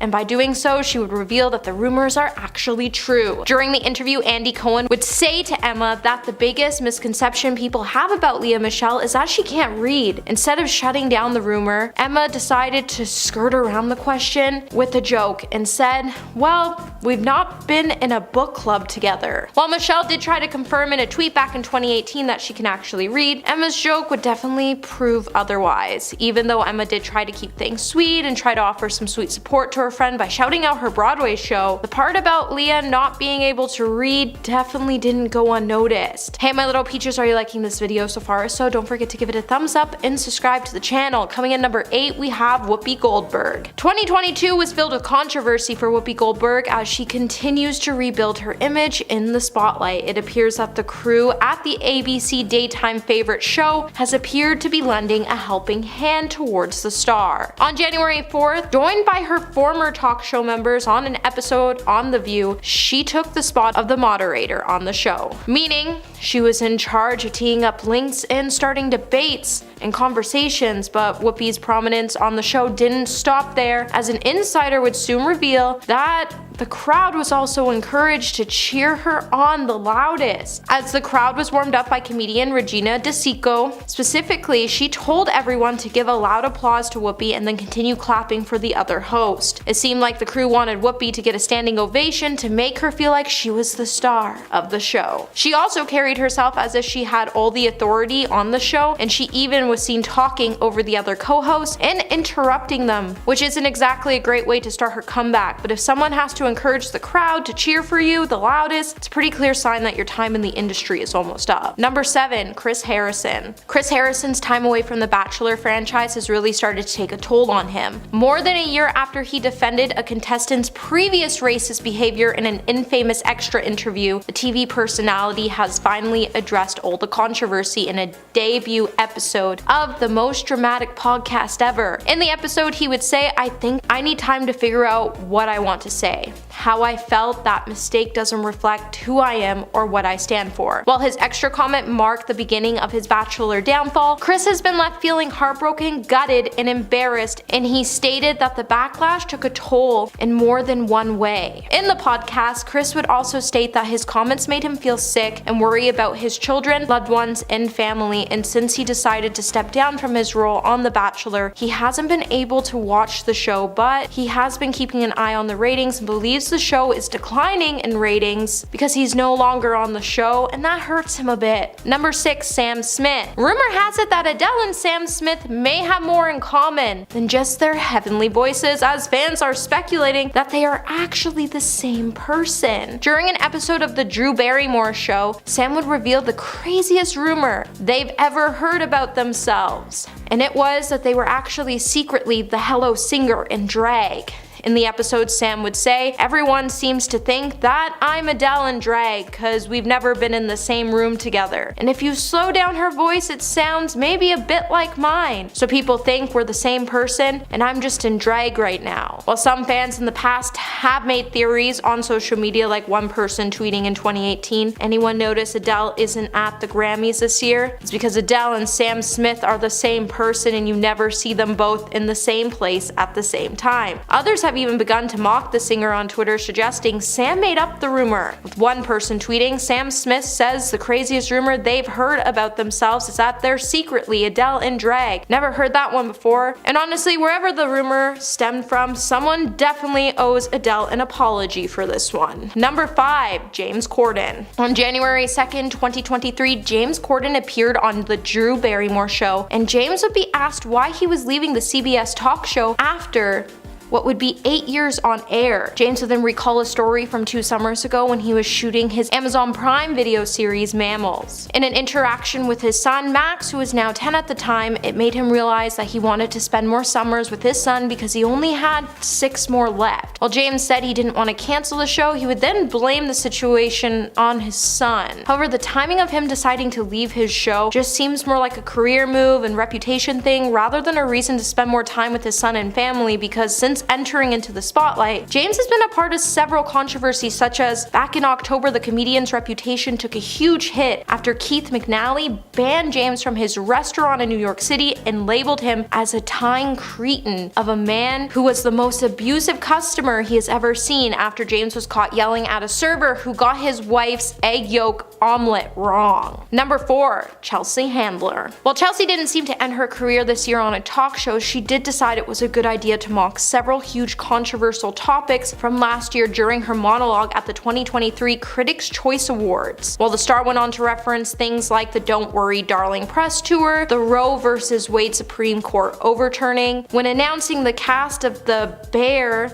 and that they were at the ceremony, Chelsea would then joke about the drama surrounding James Corden from a New York restaurant and how he showed us working in the restaurant industry is miserable. Chelsea then went on to mention that the controversial celebrity diet culture is just insane, and while Chelsea was trying to find a way to have a great time and make everyone feel comfortable, welcomed, and feel like they belonged and to be at the show, she definitely took things a little too far, and all she did was put herself into a little bit of a hole that's going to be difficult difficult to climb out of to save her reputation and career, and not to mention just a couple of days before, she would make an appearance on The Tonight Show where she would confess that she didn't realize that the sun and the moon weren't the same thing until she was 40. Yeah, let that one sink in. Number 3, Eddie Murphy. The original script for Star Trek IV: The Voyage Home originally had a large role written specifically for Eddie Murphy, who at the time was a box office star coming off the heels of a successful film, Beverly Hills Cops. And additionally, Eddie was interested in appearing in the movie as he was a big Star Trek fan. He even met with the producer, Harvey Benner, and director, Leonard Nimoy, to discuss the part, which he was ultimately decided to not take. When he turned down the role, he originally said it was because he thought making the movie Golden Child would be a better fit for his career, but then recently on his appearance on Jimmy Kimmel Live, he would offer up another explanation when he said, yeah, you know which one it is. It's the one where they go to San Francisco and they get the whales. I was going to be in that one. I met with them. They met when they got to San Francisco, and I said no. I want to go beam up and be on the ship, so I didn't do it. This definitely has some die-hard Star Trek fans screaming as they would have done anything to play this part in the film, and Eddie just turned it down because he wouldn't be beamed up into the ship. Number 2, Prince Harry. On January 8th, Prince Harry made his very first TV appearance since his highly anticipated memoir Spare was leaked. In a pre-recorded interview with the British anchor Tom Bradby, Harry would address some of the most explosive claims in his book that included his confession to taking substances and his fractured relationship with his family. While the star said he was grateful to have the chance to tell his story in his memory and said he'd still be part of the royal family, he wouldn't have had the opportunity to share this story. Many fans of the royal family have stated that Prince Harry definitely should have kept this book hidden in the closet with his dirty laundry, as he and Meghan have been slammed by newspaper columns and the media for a slew of lies that have caused them to mock the royal family as they try to move on and claim to live their own lives. Which has left us all to wonder when this is all just going to stop. Family feuds happen and it's normal. What's not normal is that you bring your family drama to the light and try to claim they wronged you without bringing any key facts to your story. Like, how do we know it's true at this point? And coming in number 1 today, we have Piers Morgan. Seems like Piers Morgan doesn't know how to stay out of the hot seat, as recently he would find himself surrounded by controversy once again, as this time he chose to go against the Queen of Pop after Madonna posted a video announcing her next tour. Morgan on his Talk TV show then said that Madonna, who is 64 years old, is a hot mess, and he even went out of his way to express that she should be put out of the pasture. He also took the opportunity to criticize the fact that she still tries to be a foxy kitten even though she's over 60. After his show, he then decided to bring his rant to Twitter, where he said he thinks Madonna has become the biggest cringe-making fiasco in the entertainment world. Fans definitely weren't happy with Morgan's words, and many just continue to call him out on his insensitive, misogynistic, and even labeled him as a cruel person for his words. At number 10, Piers Morgan. It is crazy to think that this person ruined their career because they didn't want to take someone's mental health seriously. TV presenter Piers Morgan had a lot to say after Meghan Markle and Prince Harry's bombshell interview. The insight that this royal couple shared in the interview were full of bombshell secrets and testimonies, and also included some serious allegations as they showed the public a new part of themselves, looking deeper into the lives of Meghan and Harry. One person who relentlessly picked the couple's interview apart was Piers Morgan, and his actions on his TV program ended his career in seconds and also led to him getting cancelled online. During the interview, Meghan Markle opened up about her mental health and how it was affected being part of the royal family, saying that there was once a point after she married into the family that she wanted to take her own life. Piers spoke about this on air of Good Morning Britain and said that he, quote, didn't believe a word she said. After Piers made those harsh comments, he started to face massive backlash from all sides, as people said that his comments on Meghan's mental health were diminishing and disrespectful. The studio he worked for, as well as Piers himself, started receiving harsh comments, and so Piers actually decided to leave his position at Good Morning Britain. He has since refused to apologize, and no one really wants to work with him after all of this drama, so it could be that his career is finished. At number 9, Chris Harrison. Bachelor Nation was in fury when a scandal took over the recent Bachelor season. It all started when a contestant's questionable past came to light and fans of the show started grabbing their pitchforks on Twitter demanding accountability. Now when Chris Harrison, the show's longtime host, tried to do some damage control, that's where things really got heated and it did not end well for him. When asked about the scandal involving a Bachelor contestant in an interview, Chris went on to seemingly defend this contestant where he said, quote, "We all need to have a little grace, a little understanding, a little compassion. Because I've seen some stuff online, this judge, jury, executioner thing. I haven't heard Rachel speak on this yet. Until I actually hear this woman have a chance to speak, who am I to say any of this?" End quote. People found his comments to be offensive and insensitive, saying that he was too quick to defend this contestant's actions. Even though he sort of tried to justify his comments, making it so that he wasn't necessarily defending this contestant, the fans still came for blood and they got it. After everything was said and done, Chris ended up leaving the show, effectively ending his career after this one talk show interview. Now before I carry on with the list, I would like to ask you guys to consider leaving a like on this video if you're enjoying it so far, and also maybe consider checking out my gaming channel, Viper Girl. I've got lots of fun stuff going on over there and I upload daily, so come check it out and subscribe while you're there. At number 8, Sinead O'Connor. SNL is one of the most popular and successful variety/talk shows out there, and because it's so popular, things can often go wrong with so many people watching and so much on the line for people's careers. One of the biggest scandals to come from SNL is probably the one involving Sinead O'Connor and how she called out the Catholic Church during a performance in 1992 that effectively destroyed her career. On this episode, Sinead was asked to perform a few songs for her newest album at the time, and though she agreed, there was a little fine print to accompany her appearance. Sinead asked to perform a rendition of Bob Marley's song War instead of a piece from her own album. That night, she got up on stage, sang the song, changed up the context of some of the lines, and made a bold statement at the end, after she held up a photo of Pope John Paul II and tore it up in a show of defiance against the Catholic Church. She did all this as a means to raise awareness about some of the allegations that were against the Catholic Church because she had personal experience with those who were allegedly hurt by members of said church, and she wanted to fight against it. This stunt angered a lot of people because for days following the performance, NBC received thousands of angry calls condemning them for allowing something like this to happen. Other celebrities like Madonna and Joe Pesci also had some harsh words for Sinead. After that event, no one wanted to work with her ever again, and her career pretty much went down the tubes soon after. At number 7, Carmen. For people trying to make it big in Hollywood and in the music industry, the idea is to get yourself in front of as many people as possible to build up your reputation. So when you're asked to be a judge on a talk show, that is a huge deal, but only if it goes smoothly, and for the music duo Carmen, that is certainly not what happened, because after a botched SNL performance, their career was over. Carmen, though now disbanded and rebranded, was a music duo who got their start on YouTube by posting covers of a lot of popular songs like Party Rock Anthem and Super Bass. Eventually, they got a large following, leading them to getting noticed by a casting director over at SNL. They invited the duo to perform on the show, and they sang a couple songs, but after the show, when the ratings came in, it wasn't looking good for Carmen. They got some pretty harsh reviews, and this completely tanked their career. One critic even said that their performance caused, quote, mild auditory distress. They were never really able to bounce back from this catastrophe of a performance, and so they eventually faded away, ending their careers. At number 6, Bill Maher. We should all know by now that language has the ability to do a lot. It can be good for when you're making positive changes, but it can also come back to bite you if you say something that isn't so nice. Some people, however, aren't very conscious of this, and their harsh and sometimes offensive language can cause them to face massive backlash and can even end their career. Take talk show host Bill Maher, for example. On his HBO show Real Time with Bill Maher, he dropped the N-word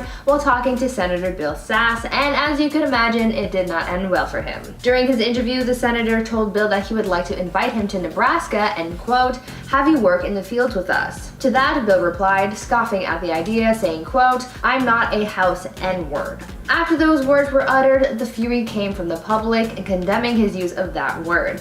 Bill claimed to have been using the word in a joking manner, but that still doesn't take away from the gravity of uttering that word in the first place. Bill was subsequently ripped apart by his audience and even other late-night personalities like Stephen Colbert. After this scandal, his career was never really the same because many people aren't quick to forget these things. At number 5, Sharon Osbourne. Talk show host Sharon Osbourne found herself in some hot water earlier this year after she made some comments about Meghan Markle and Prince Harry that not only caused her to get backlash but also lose a friend. Sharon Osbourne and Cheryl Underwood got into a heated argument surrounding Piers Morgan's remarks about Meghan Markle. During this feud, Sharon backed up Pierce's comments about Meghan Markle's mental health, and this frustrated Cheryl because she didn't like the comments that were being made about those involved. The two got into a very heated debate and ended with a lot of drama and sparking a conversation about Sharon's ideals. She was called a racist, and a number of other accusations came out about her and how she's used various slurs in the past when talking about her other co-hosts. As a result of this, the network for their show launched an internal investigation that ended with Sharon being let go from the show. Sharon had been part of the show for so long that her firing certainly altered her career quite a lot. At number 4, Kelly Osbourne. Now, we just talked about Sharon Osbourne and her recent talk show scandal, but her daughter Kelly has also been in her fair share of controversies,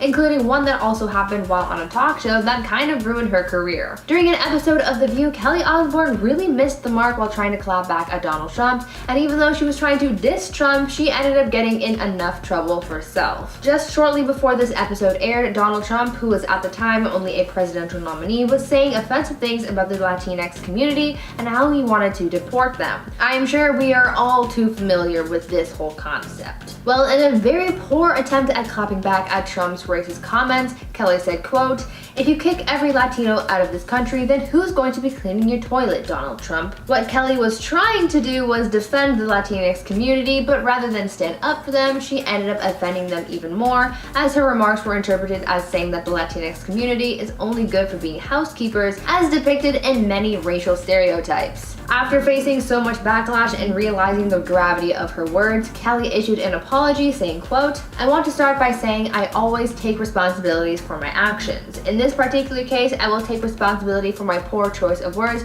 but I will not apologize for being a racist, as I am not." End quote. Kelly completely missed the mark on that one, and it certainly hurt her career. At number 3, Paula Deen. At one point, we all thought that Paula Deen was just a sweet southern mom who liked butter a little too much, but after 2013, she took on a very different label as she was exposed for being pretty racist following a lawsuit that showed the world what she was like behind the scenes. After being deposed, the truth came out after Paula was asked if she had ever used the N-word, and she said yes. This certainly was not good for her image, so she went on damage control to really take the heat off her, but instead of getting things to die down faster, her appearance on the Today Show caused things to get so much worse. Instead of owning up to her actions and trying to clear her name, as most people would try to do in that kind of situation, Paula instead deflected the criticism she was facing and even voiced how shocked she was that so many people were taking offense to her actions. The fact that she didn't even take accountability for her actions rubbed a lot of people the wrong way and just ended up making the situation so much worse for her and pretty much ended her career after that. At number 2, James Corden. Recently, TV host James Corden has found himself in trouble with fans after his Spill Your Guts segment from the show started facing backlash with fans. Fans are calling for James to take accountability after he made some comments about some Asian foods that he had on the show, because some fans thought this was really offensive. Because the foods that they use in the Spill Your Guts segment are supposed to be ones that you wouldn't want to eat, the fact that some Asian foods like balut were used and called, quote, disgusting, made a lot of people take to the internet to call for accountability and an apology from James Corden. Apparently, James has been making these types of comments about a lot of different Asian dishes on a few occasions, so some people have said enough is enough, and some have even created a petition calling for the removal of the Spill Your Guts segment. Since James has been facing cancellation for this lately, do you think his career is in serious jeopardy, or do you think this will all blow over without any repercussions? Let me know your thoughts down in the comments. And finally, at number 1, Ellen DeGeneres. The number 1 person on this list who ruined their career on a talk show is no doubt Ellen DeGeneres. In 2020, we watched the comedian and talk show host fall rapidly from grace as allegation after allegation came out, painting Ellen as a nightmare to work with, among other things. She faced so much backlash from things like the treatment of her staff to comments about lockdown and the Black Lives Matter movement. Because of the events of last year, she lost a lot of credibility and respect in the industry, and her show lost a lot of ratings and advertisers as well. She really lost everything and has recently announced that her show will be ending after this last season, making it seem like her career is well and truly over. At number 10, Hugh Grant. Hugh was once banned from The Daily Show after having a really bad interview that really affected the show's host because the actor was being so rude. Jon Stewart, the former host of The Daily Show, said in an interview that Hugh Grant was the absolute worst guest he'd had on the show. He spoke about how when Hugh was on to promote his film Did You Hear About the Morgans, Hugh was making a huge scene backstage and was just being really mean and annoying to the people who were working on set. Apparently, Hugh was allegedly going around saying that he had better places to be. He also got really upset about the clip that they played from the film, saying, quote, "What is that clip? It's a terrible clip," to which Jon replied, telling Hugh to make a better movie. You could really tell that Jon was fed up with Hugh and his attitude on the show. Jon went on to say that because of his poor experience with Hugh, he'd never have him back on his show. At number 9, Harmony Korine. I think it's an unspoken rule that when you're a guest somewhere, you should try to be on your best behavior. One person who really should have followed this rule is director Harmony Korine, who's best known for the movie Spring Breakers. There was once a time when Harmony made a number of appearances on The Late Show with David Letterman in the mid to late 90s. This was also during a time when Harmony was reportedly on a lot of drugs. Though he was a frequent guest on the show, his appearances just stopped all of a sudden, and no one really knew why until 2013 when Letterman revealed the truth as to why the director was banned from coming on the show. Apparently, Letterman caught the director going through Meryl Streep's purse one time, and that was just the last straw for the late night host. When talking about this fateful event, Letterman said, quote, "I went upstairs to greet Meryl Streep and welcome her to the show. I knocked on the door and she was not there. I looked around and saw Harmony going through her purse. True story. And so I said, that's it, put her things back in her bag and get out." End quote. After that, Harmony was no longer welcome on the show and hasn't been back since. Before we carry on talking about these rude celebrities, why not take a moment to leave a like on this video if you're enjoying it so far, and while you're at it, consider subscribing to the channel to see more videos like this one. At number 8, Bobcat Goldthwait. I think this goes without saying, but don't go setting fire to things. Back in 1994, actor Bobcat Goldthwait was a guest on The Tonight Show with Jay Leno, and during his guest appearance, the actor decided to just randomly set fire to his chair. At the time, Jay thought this was just a spontaneous bit, but in reality, Bobcat came prepared for this as he brought lighter fluid and a lighter that was hidden up his sleeve. Luckily, the other guest who was there that night, Lauren Hutton, was quick on her feet and doused the flames with a cup of water. Jay, understandably, was very unhappy with all this and banned Bobcat from the show. Not only that, but the actor was also charged with arson for this stunt and was ordered to pay over $3,300 in fines, some of which went towards replacing the chair he set fire to. He literally damaged the set, and if that's not rude, then I don't know what is. At number 7, Piers Morgan. I feel like when a celebrity asks for something specific, it should be given to them. I'm not talking about anything material like demanding a cup of ice chips or something. I mean a specific request in reference to the way that they're treated. For actor Kelsey Grammer, he made a very specific request when he was doing an interview with Piers Morgan, and when that request wasn't honored, there was a falling out that led to the actor being banned from the show because of the drama. When the actor made a guest appearance on Piers Morgan Tonight back in 2012, he requested that a picture of his ex-wife not be shown. He's willing to answer questions about her, but just didn't want to have a photo of her to be aired. Well, Piers didn't exactly honor that request, and when a photo of the ex-wife was shown, Kelsey stormed off set. The actor's publicist said that Piers had to take accountability for his actions because Kelsey was so mad about the situation, but instead, Piers barred the actor from his show. That was pretty rude of him. At number 6, Gene Simmons. I think we can all agree that Gene Simmons is kind of outlandish. He's a guy with a lot of energy and no filter, so when it comes to interviewing him live, you never know what he might say, but you can only hope that it won't be too offensive. At one point, the singer was a Fox favorite, making regular appearances on their programming where they would discuss hot topics in the world and would share their opinions on things. They liked the guy and liked having him on their show, but after causing a stir during a meeting at Fox and making some rude comments towards some of the other staff members, Gene got banned for life, and it was a hot topic of its own. Some of the things that Gene said to some of the women at the network got leaked, and it's not something you would want to have said to you. Let's just put it that way. After all of that went down, the singer was not welcomed back on their programming because they didn't like the way he behaved. At number 5, Sharon Osbourne. Talk show host Sharon Osbourne found herself in some hot water earlier last year after she made some comments about Meghan Markle and Prince Harry that not only caused her to get backlash, but also lose a friend. Sharon Osbourne and Cheryl Underwood got into a heated argument surrounding Piers Morgan's comments about Meghan Markle. During this feud, Sharon backed up Pierce's comments about Meghan Markle's mental health, and this frustrated Cheryl because she didn't like the comments that were being made about those involved. The two got into a very heated debate that ended with a lot of drama, sparking a conversation about Sharon's ideals.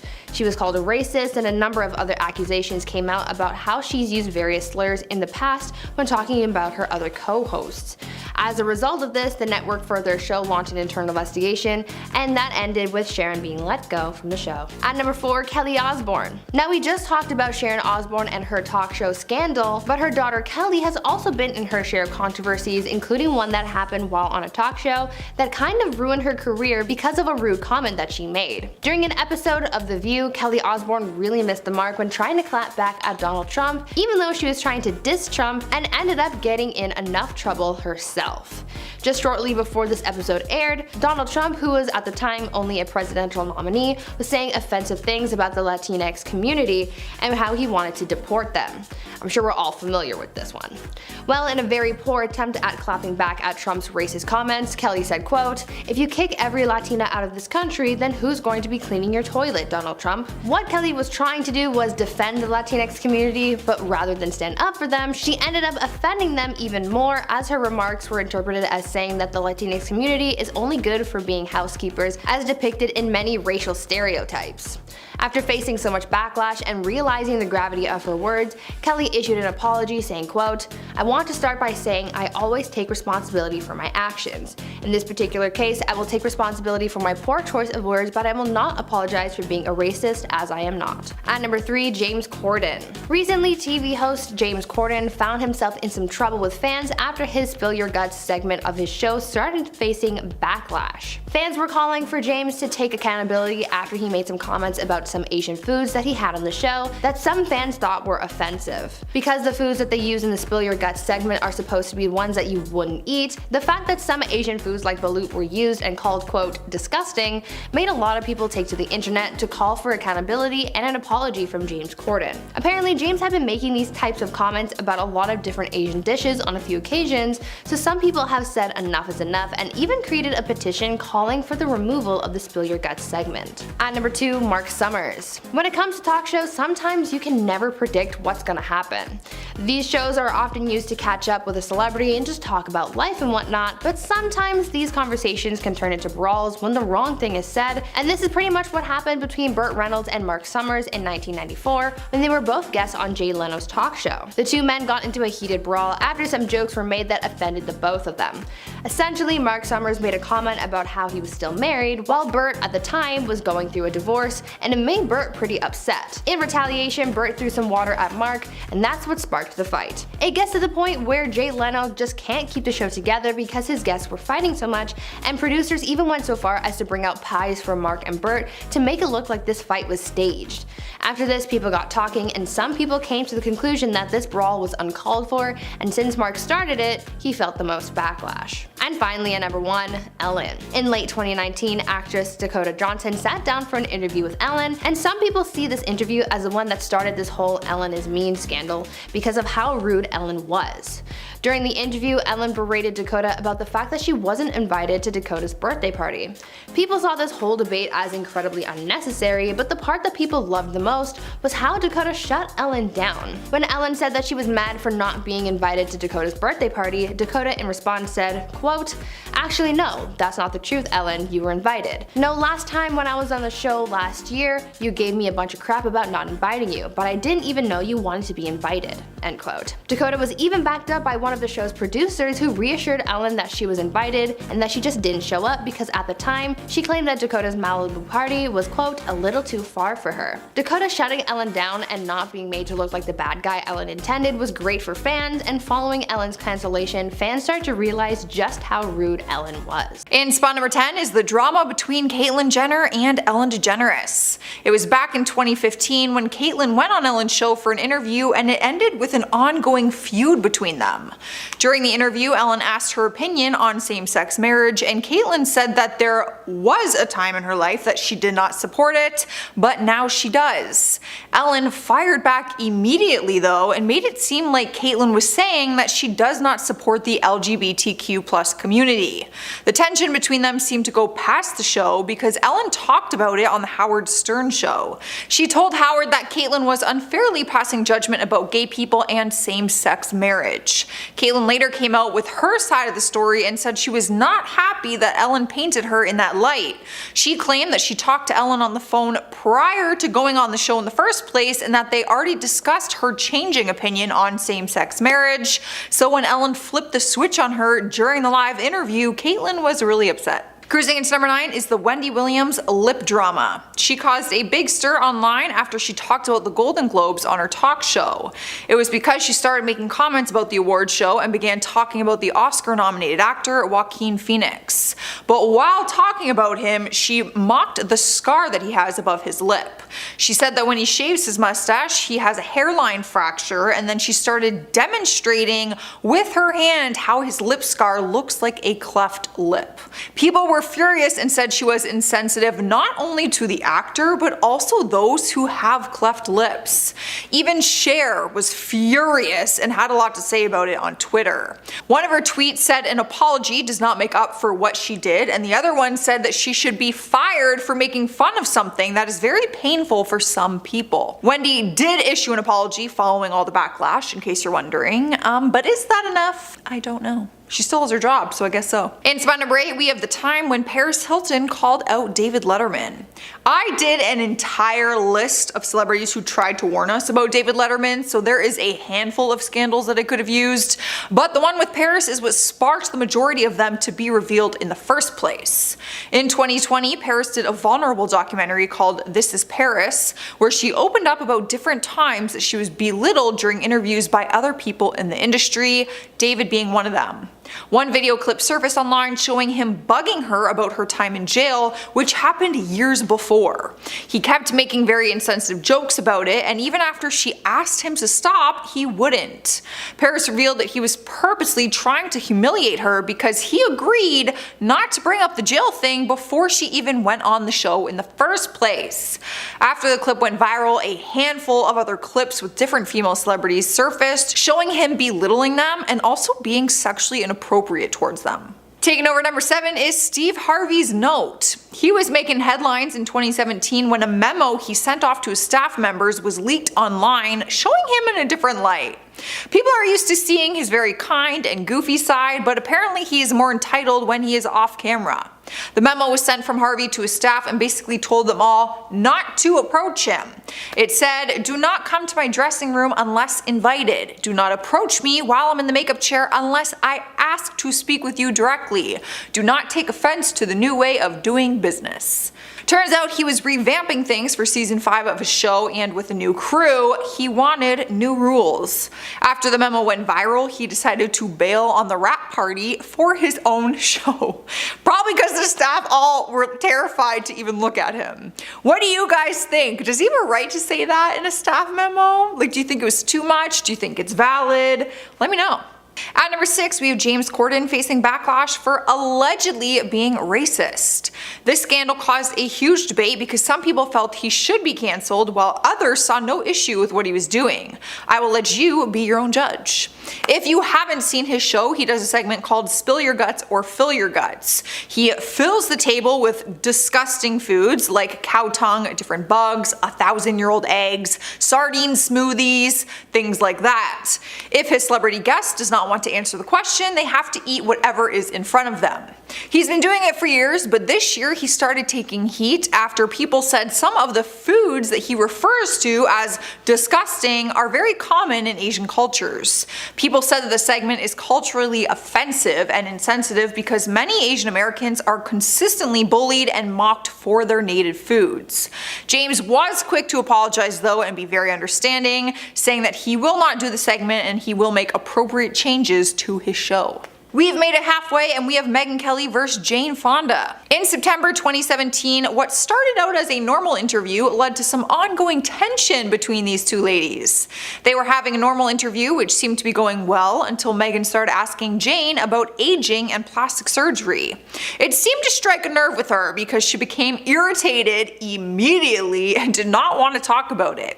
She fired back at her saying, "We really want to talk about that now?" Then she changed the subject and began talking about her movie, Our Souls at Night.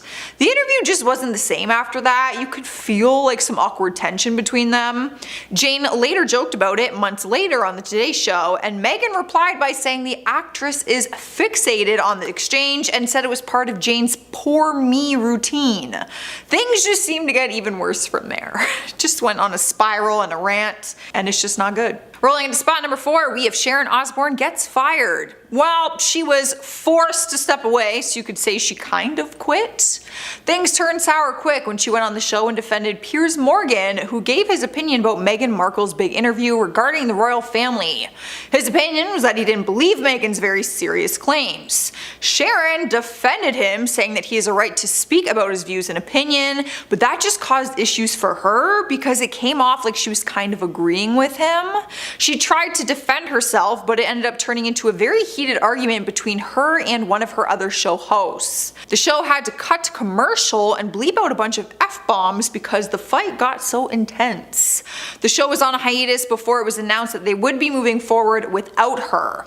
The show's statement said that her behavior towards her co-hosts did not align with their values for a respectful workplace. With that being said, at number 3 is Piers Morgan gets fired. You already heard the gist of what happened, but there was a lot of drama that led to him quitting the show, but media outlets say he was forced to step away. I feel like that's a nice way of saying, you're fired, I'm gonna give you opportunity to quit, if not, you're fired. He has been adored on the talk show Good Morning Britain, but then ITV announced they were getting a lot of complaints about Piers and they had to investigate them. Turns out the show received 41,000 complaints after Piers said he did not believe a word that Meghan Markle said in her Oprah Winfrey interview about the royal family. If you missed that very shocking interview, Meghan revealed how her mental health was negatively affected by the royal family and brought up certain incidents which were extremely racist and insensitive. Piers was open about the fact that he personally did not believe her claims. He ended up walking away from the show, which seemed to be a mutual agreement with the network either way, because they could not defend or protect his comments. Moving on to number 2, we have Jimmy Kimmel's insensitive comment. During one of his episodes in 2013, he offended the Chinese community around the world after making an insensitive joke. During one of his segments, a child suggested that harming everyone in China as a solution to dealing with America's growing debt. Jimmy responded to it by saying, "That's an interesting idea." The statement enraged a lot of people, even if it was meant to be a joke or sarcasm, and people online were demanding an apology from him. Eventually, Jimmy released a statement saying, "I thought it was obvious that I didn't agree with that statement, but apparently it wasn't. So I just want to say I am sorry, I apologize. It was certainly not my intent to upset anyone." I feel like he just chose to use sarcasm at a very bad time. Like, sarcasm either hits or it misses. Earning the number 1 spot is the feud between Dakota Johnson and Ellen DeGeneres. This has gone down as one of the most iconic and cringeworthy moments in talk show history. In 2019, a feud sparked between the two of them after Dakota went on her show to do an interview. At the time, they had already had this ongoing debate on whether or not Ellen had been invited to her birthday party. In 2018, Dakota admitted she did not invite Ellen because she didn't know if she would want to be invited, so in 2019, she did invite her. But Ellen did not show up to the party and also did not give any explanation why. So when Dakota went on her talk show, Ellen brought it up and accused her of not inviting her to her birthday again. The tension was immediately super uncomfortable as Dakota starts bringing other people into it. She said, I quote, "Actually, no, that's not the truth, Ellen. Ask everybody. Ask Jonathan, your producer." She literally then points to the producer and calls him out during the interview.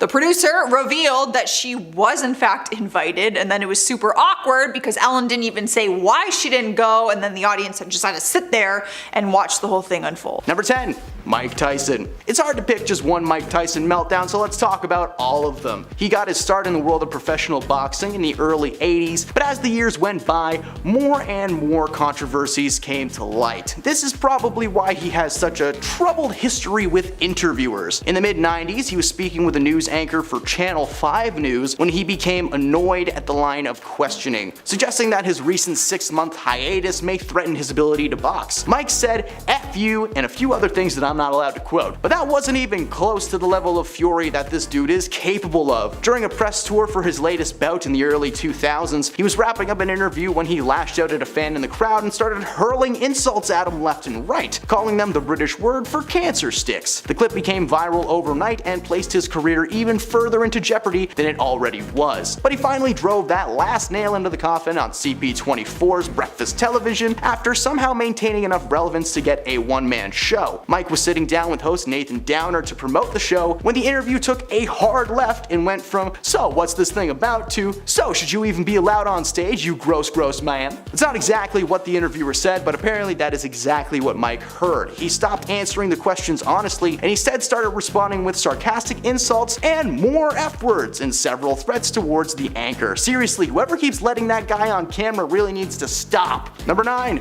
Tom Cruise. Matt Lauer's not just a terrible dude who turned out to be creepy, he was once a popular talk show host in the early 2000s. During an interview with Tom Cruise in 2005, the topic of his scientific beliefs came up that quickly sent him into a rant about psychiatry. Somehow this topic got onto Ritalin and pseudosciences, and Tom started yelling at Matt about knowing more than him, like he had some kind of inside information that he was a secret therapist or something. The interview came at the height of Tom's very public descent into chaotic badness, becoming very famous for his outlandish beliefs and his wish to push them onto other people. The highlight of the interview came when Cruise was asked about his previous criticisms of Brooke Shields taking anti-sad time pills, to which he responded to calling Matt a glib. I don't know what that means, but look it up. This is only one of several interviews from 2005 that we could discuss today, but something tells me it won't be the last time that Tom appears on this list. Wink wink, nudge nudge, he's gonna be back. Number 8. Cardi B. In 2017, rapper Cardi B and model Asia Davies appeared on an episode of VH1's Love and Hip Hop talk show. Things started getting heated very quickly when the topic of Asia's ex-boyfriend Swift came up. According to Davies, she was convinced that Cardi and Swift were intimate together while she was still dating Swift. Cardi responded to the accusations by throwing her stiletto at Asia's face. She then jumped up and began making her way towards the model, but was stopped by 2 large security guards. Good thing too, considering on the other side of the room, Asia had been doing the exact same thing and was also being held back. An all-out brawl almost took place, but the altercation ended up being the pair yelling at each other across the room, with Cardi's main grievance being the judgment placed upon her by Davies for being an exotic dancer before her time as a music artist. While Davies claimed that wasn't the case, it was very clear from both their verbal and physical language that someone was holding something back. Number 7.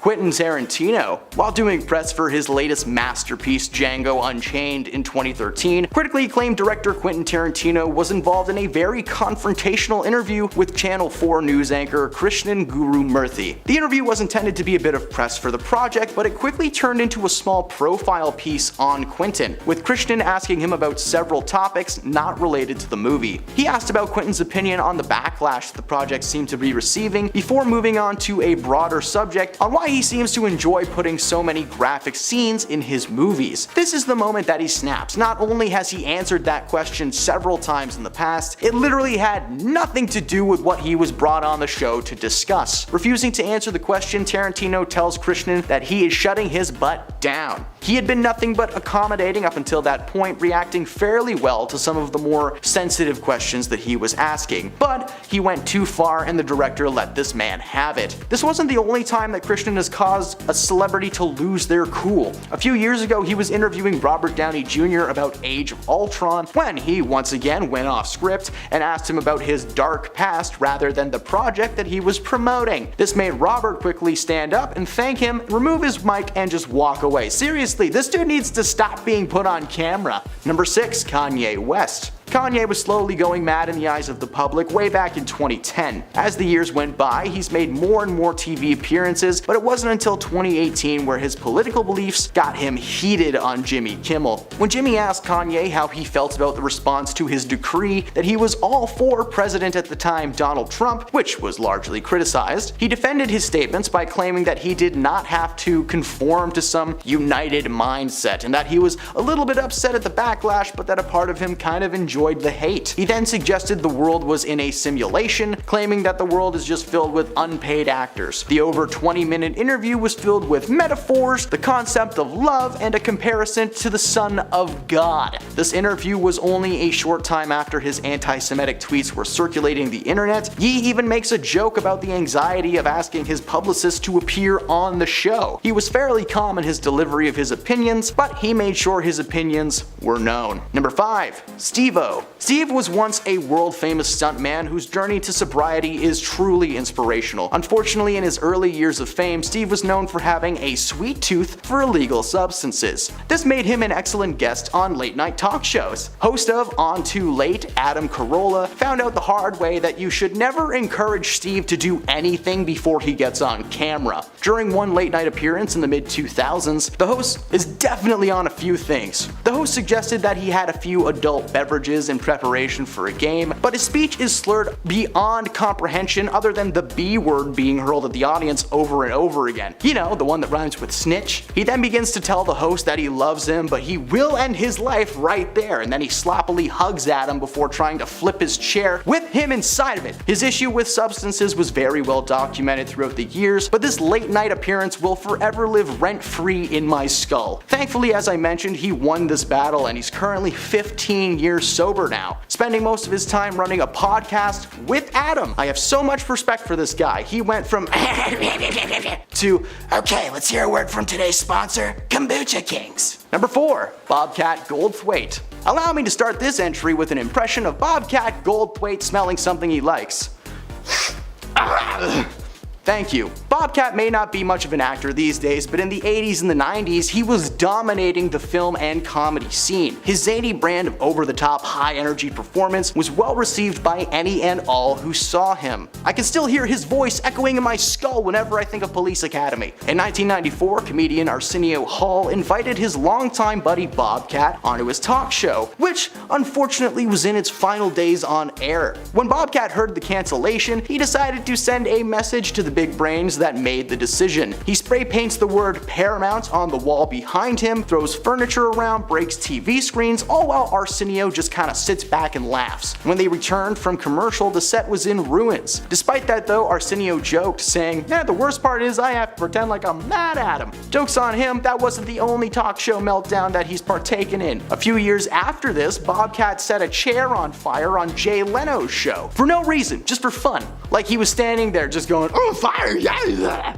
Man, that guy was unhinged. He was fined over $3,000 and made to replace the chair. Oh, and in case you haven't noticed, he hasn't been asked to appear on any talk shows ever again. Number 3, Tom Cruise. Again.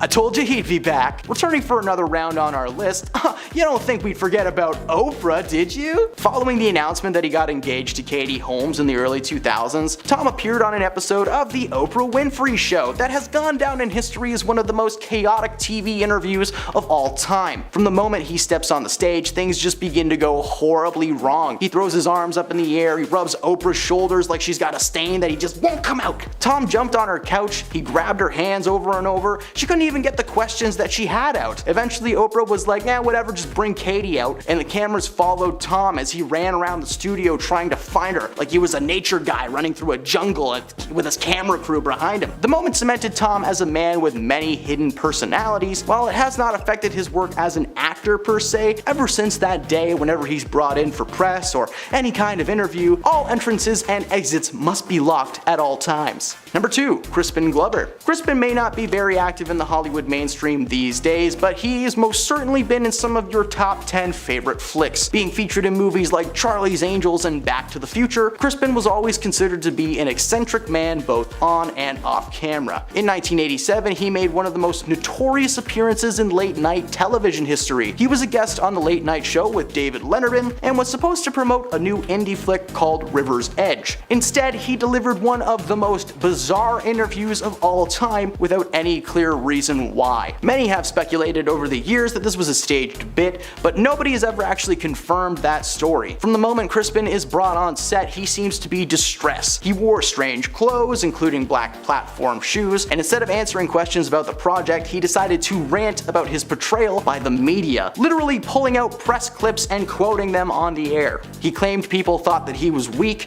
and then challenged David to an arm wrestling match before getting out of his chair and delivering a high kick into David's direction. Getting just within inches of his face, David giggled and cut the interview short. Whether it was staged or not, Crispin's infamous interview will go down in history as one of the strangest of all time. And at number 1, of course, it's Charlie Sheen. Charlie rose to fame in the early 1980s after starring in a slew of cult classic flicks like Red Dawn, The Boys Next Door, and Ferris Bueller's Day Off in a brief but memorable cameo. He fell into the mainstream in 2003 when he began playing the character Charlie Harper in the hit sitcom 2.5 Men. So good that even just mentioning it gets the theme song stuck in your head. However, in 2009 he was arrested for attempting to harm his wife Brooke Mueller on several occasions. At the time of his arrest, both parties had been indulging in adult beverages, with Sheen becoming enraged beyond control. Following this, a restraining order was placed prohibiting Sheen from being within 100 feet of both Brooke and their kids. Despite all the controversy, Charlie was later seen doing press for an upcoming movie on the Today Show, when the interviewer asked Charlie what was behind his sudden behavior, claiming that he was being perceived as an angry and erratic man. But Sheen responded with, no, it's my passion, before launching into a no snow-fueled tirade. Charlie's interview was defensive to say the least, with his energy just being weird and aggressive the entire time. Ever since then, Charlie has maintained a strange air of arrogance towards himself, and he still seems to think that he's the king of TV and quote, winning, when in reality this is probably the first time you've heard about him in a while. Starting off our list day in the number 10 spot, we have Jimmy Kimmel. After numerous clips of Jimmy Kimmel wearing a blackface on his 90s talk show, The Man Show resurfaced and went viral, the late night host apologized for his embarrassing portrayals of black celebrities, including NBA star Karl Malone. Jimmy would then release a statement in June 2020, and in it he would say, "I have long been reluctant to address this, as I knew doing so would be celebrated as a victory by those who equate apologies with weakness and cheer for leaders who use prejudice to divide us. The delay was a mistake." Jimmy then regretted his past decisions and went on to further his apology by saying, "There is nothing more important to me than your respect, and I apologize to those who are genuinely hurt or offended by the makeup I wore or the words I spoke." And while the apology was definitely a step forward for the star, it makes us all hope in the future he will use his voice and platform to spread love and not hate. Number 9, Wendy Williams. When Wendy Williams dedicated a July 2021 segment to a 19-year-old TikTok star who passed away, instead of paying tribute to the teen,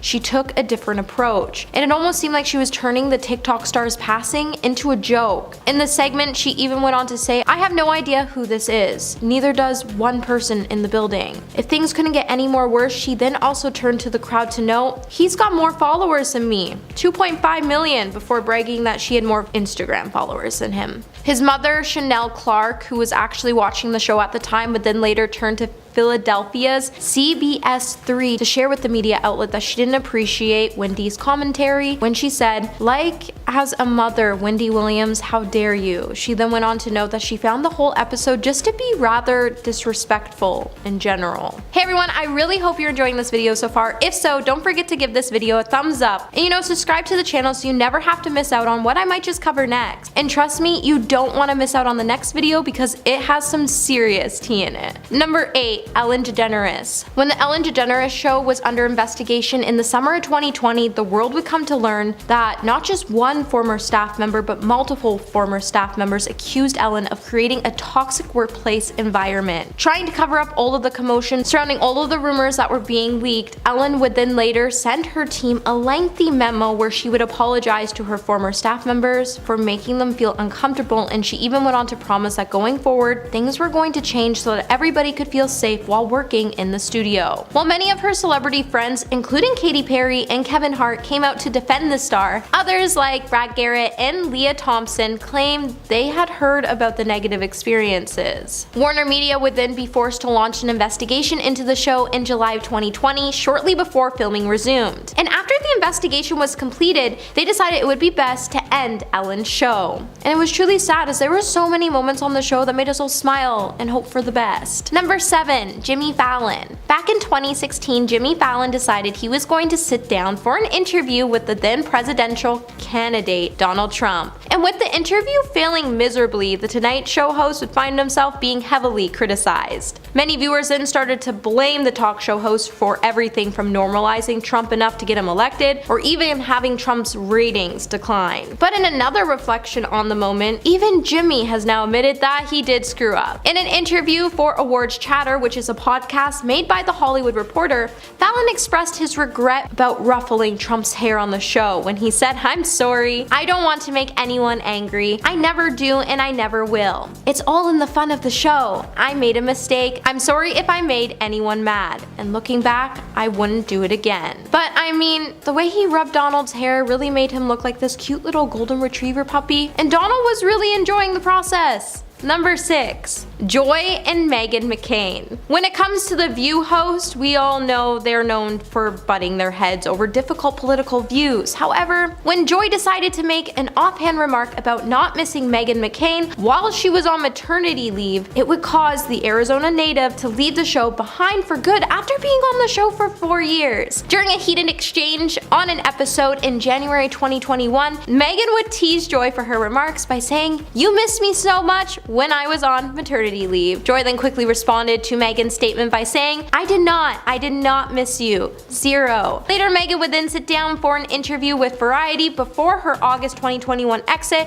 and she would explain to the media outlet that the public squabble actually led for her to have a panic attack after filming Wrap, when she said, "I couldn't stop crying, and I'm not always crying. I couldn't expose myself, so I threw up in a garbage can," before adding, Joy never even apologized for making the rude comments. Number 5. Jon Stewart and Tucker Carlson. During a 2014 appearance on Tucker Carlson's former CNN show Crossfire, the former Daily Show host Jon Stewart accused Tucker and his co-host of partisan hackery and hurting America. The interview then sparked a lot of outrage, and Jon even addressed the heated exchange just days after the Crossfire episode aired on his own Comedy Central show, when he came out to say, apparently, when you invite someone on the show called Crossfire, you express an opinion. They don't care for that. The political debate show was then cancelled 1 year later, and Paul even went on to accuse Jon's appearance of being the final nail in the show's coffin. In March of 2021, Jon then reignited his feud with the Fox News correspondent when he made a tweet saying,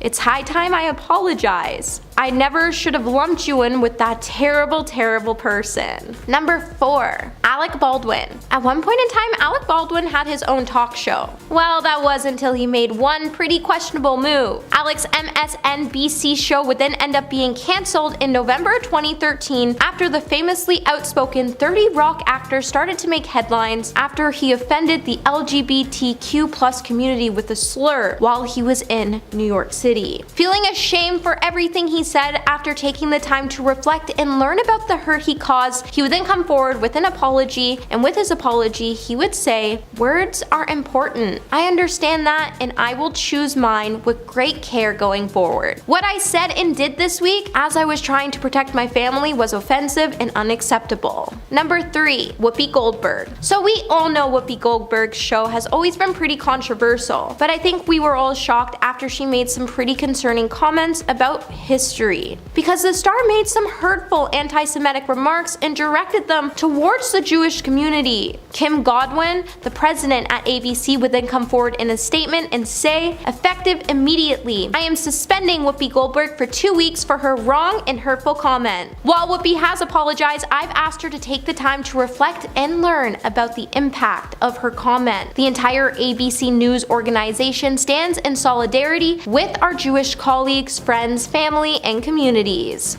hours after the incident, the Oscar winner also apologized for her remarks during an appearance on The Late Show with Stephen Colbert, and she would say it upset a lot of people, which was never ever my intention. She then later headed to her Twitter to also issue another formal apology. Number 2.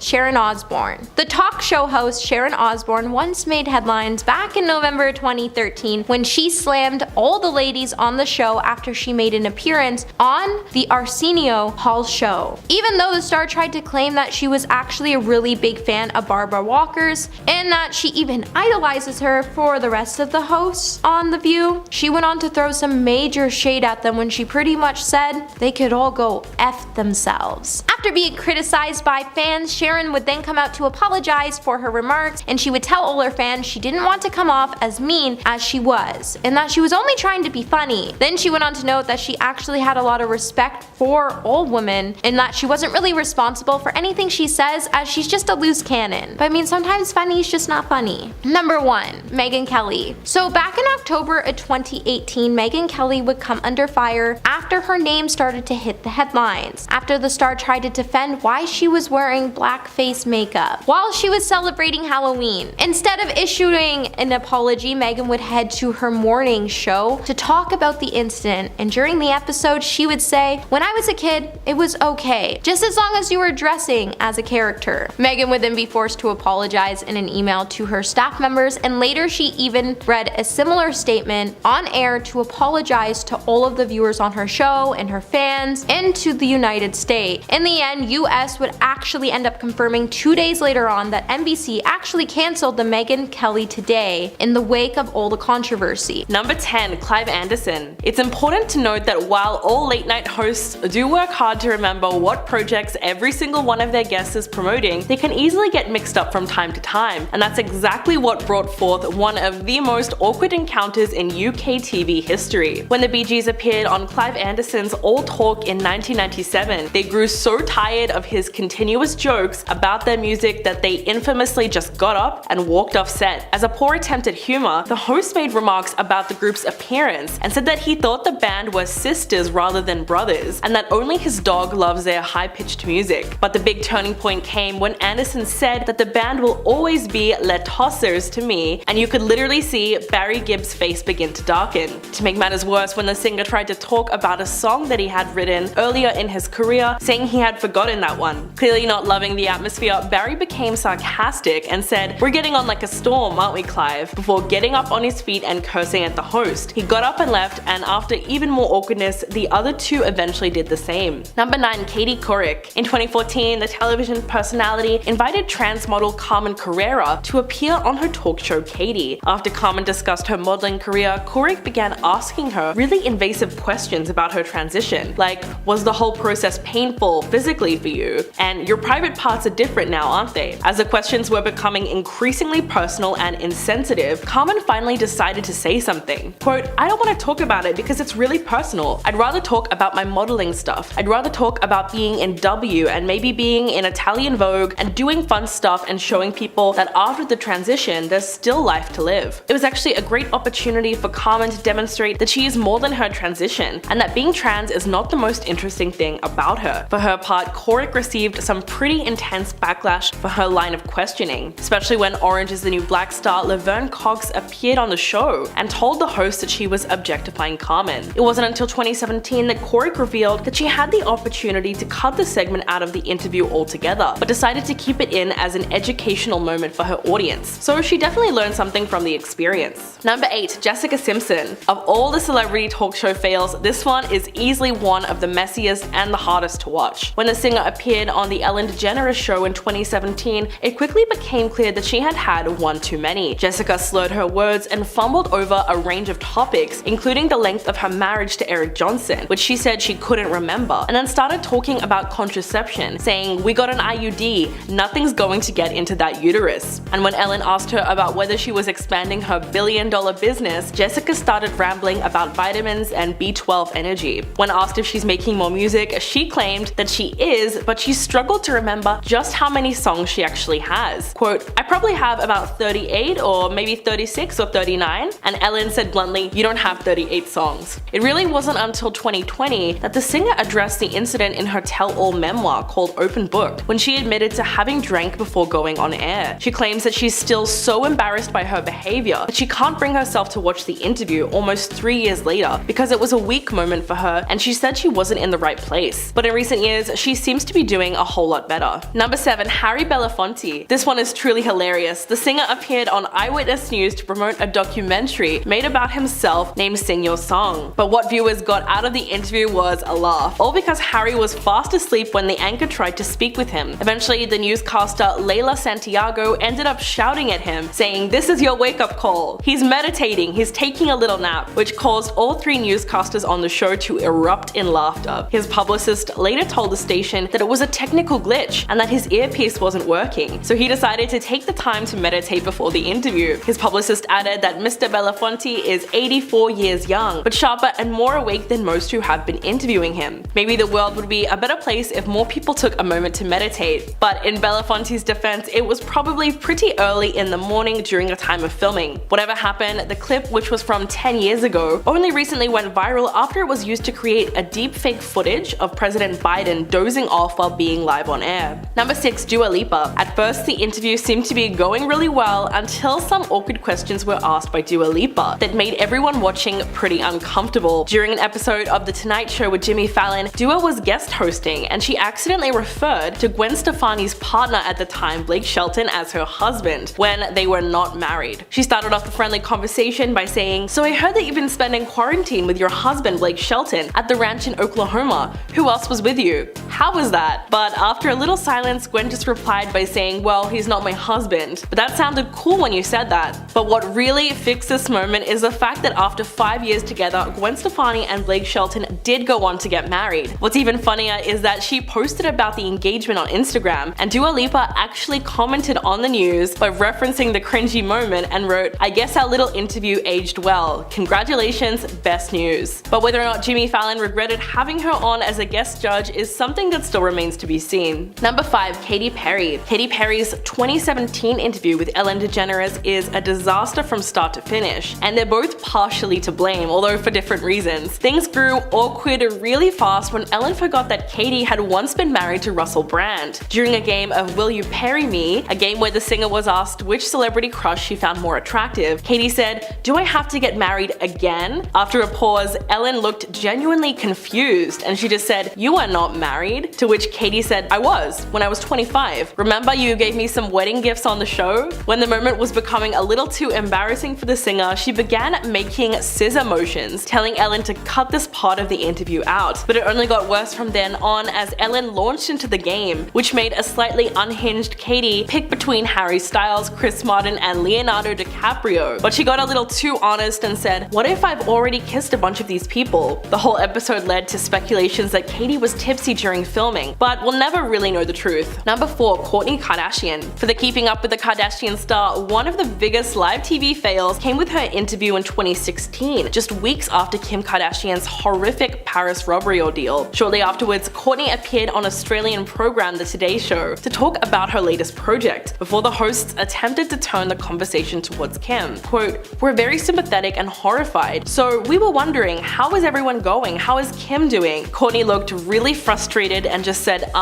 before looking at somebody else in the room, most likely her publicist. An awkward silence ensued as her whole face went blank and she looked beyond the camera, muttering something under her breath about having someone come in. The presenters were confused as well, before they realized what was going on. David Campbell asked, hello Kourtney, have we lost you? Before the silence became unbearable and Kardashian's face disappeared off screen. The host became frustrated at the response and insisted that Kourtney should have just said that her sister was fine. To this day, her response has fans divided over whether or not it was even appropriate. And number 3. Ellen DeGeneres. Celine Dion was not the least bit amused when she went on The Ellen Show in 2007 and got criticized for the fact that her son had long hair. Trying to be funny, Ellen outright told Celine that she was forgetting to cut her son's hair, then showed a photo of the cute little boy with shoulder-length hair. The issue is that Celine has probably gotten that same line from countless other people and was very tired of hearing about it. Ellen did not expect her to take the question to heart the way she did, and suddenly the tension in the room was so thick that you could cut it with a knife. Celine then began defending the length of her child's hair, asking Ellen if she had a problem with it. Quote, "Some people shave the head of their children and people say, oh, isn't that terrible? Well, I don't even cut my son's hair and they say, oh my gosh, when is she going to cut her son's hair, you know? Whatever I do, I won't please anyone." She then explained that it was her son who made his own decision to keep his hair long, but Ellen had already sensed that she had made a mistake and swiftly changed the topic to Celine's music career after the uncomfortable moment. Number 2, David Letterman. Even though Lindsay Lohan visited The Late Show in 2013 with the intention of promoting Scary Movie 5, David Letterman spent the majority of the interview talking about the star's forthcoming return to rehab. This one was really bad because as soon as she sat down, Letterman said the actress looked remarkably well in a condescending tone. He then began asking invasive questions about whether or not Lohan steals things and manages her money responsibly. Despite all of her attempts to change the topic of conversation, the host kept going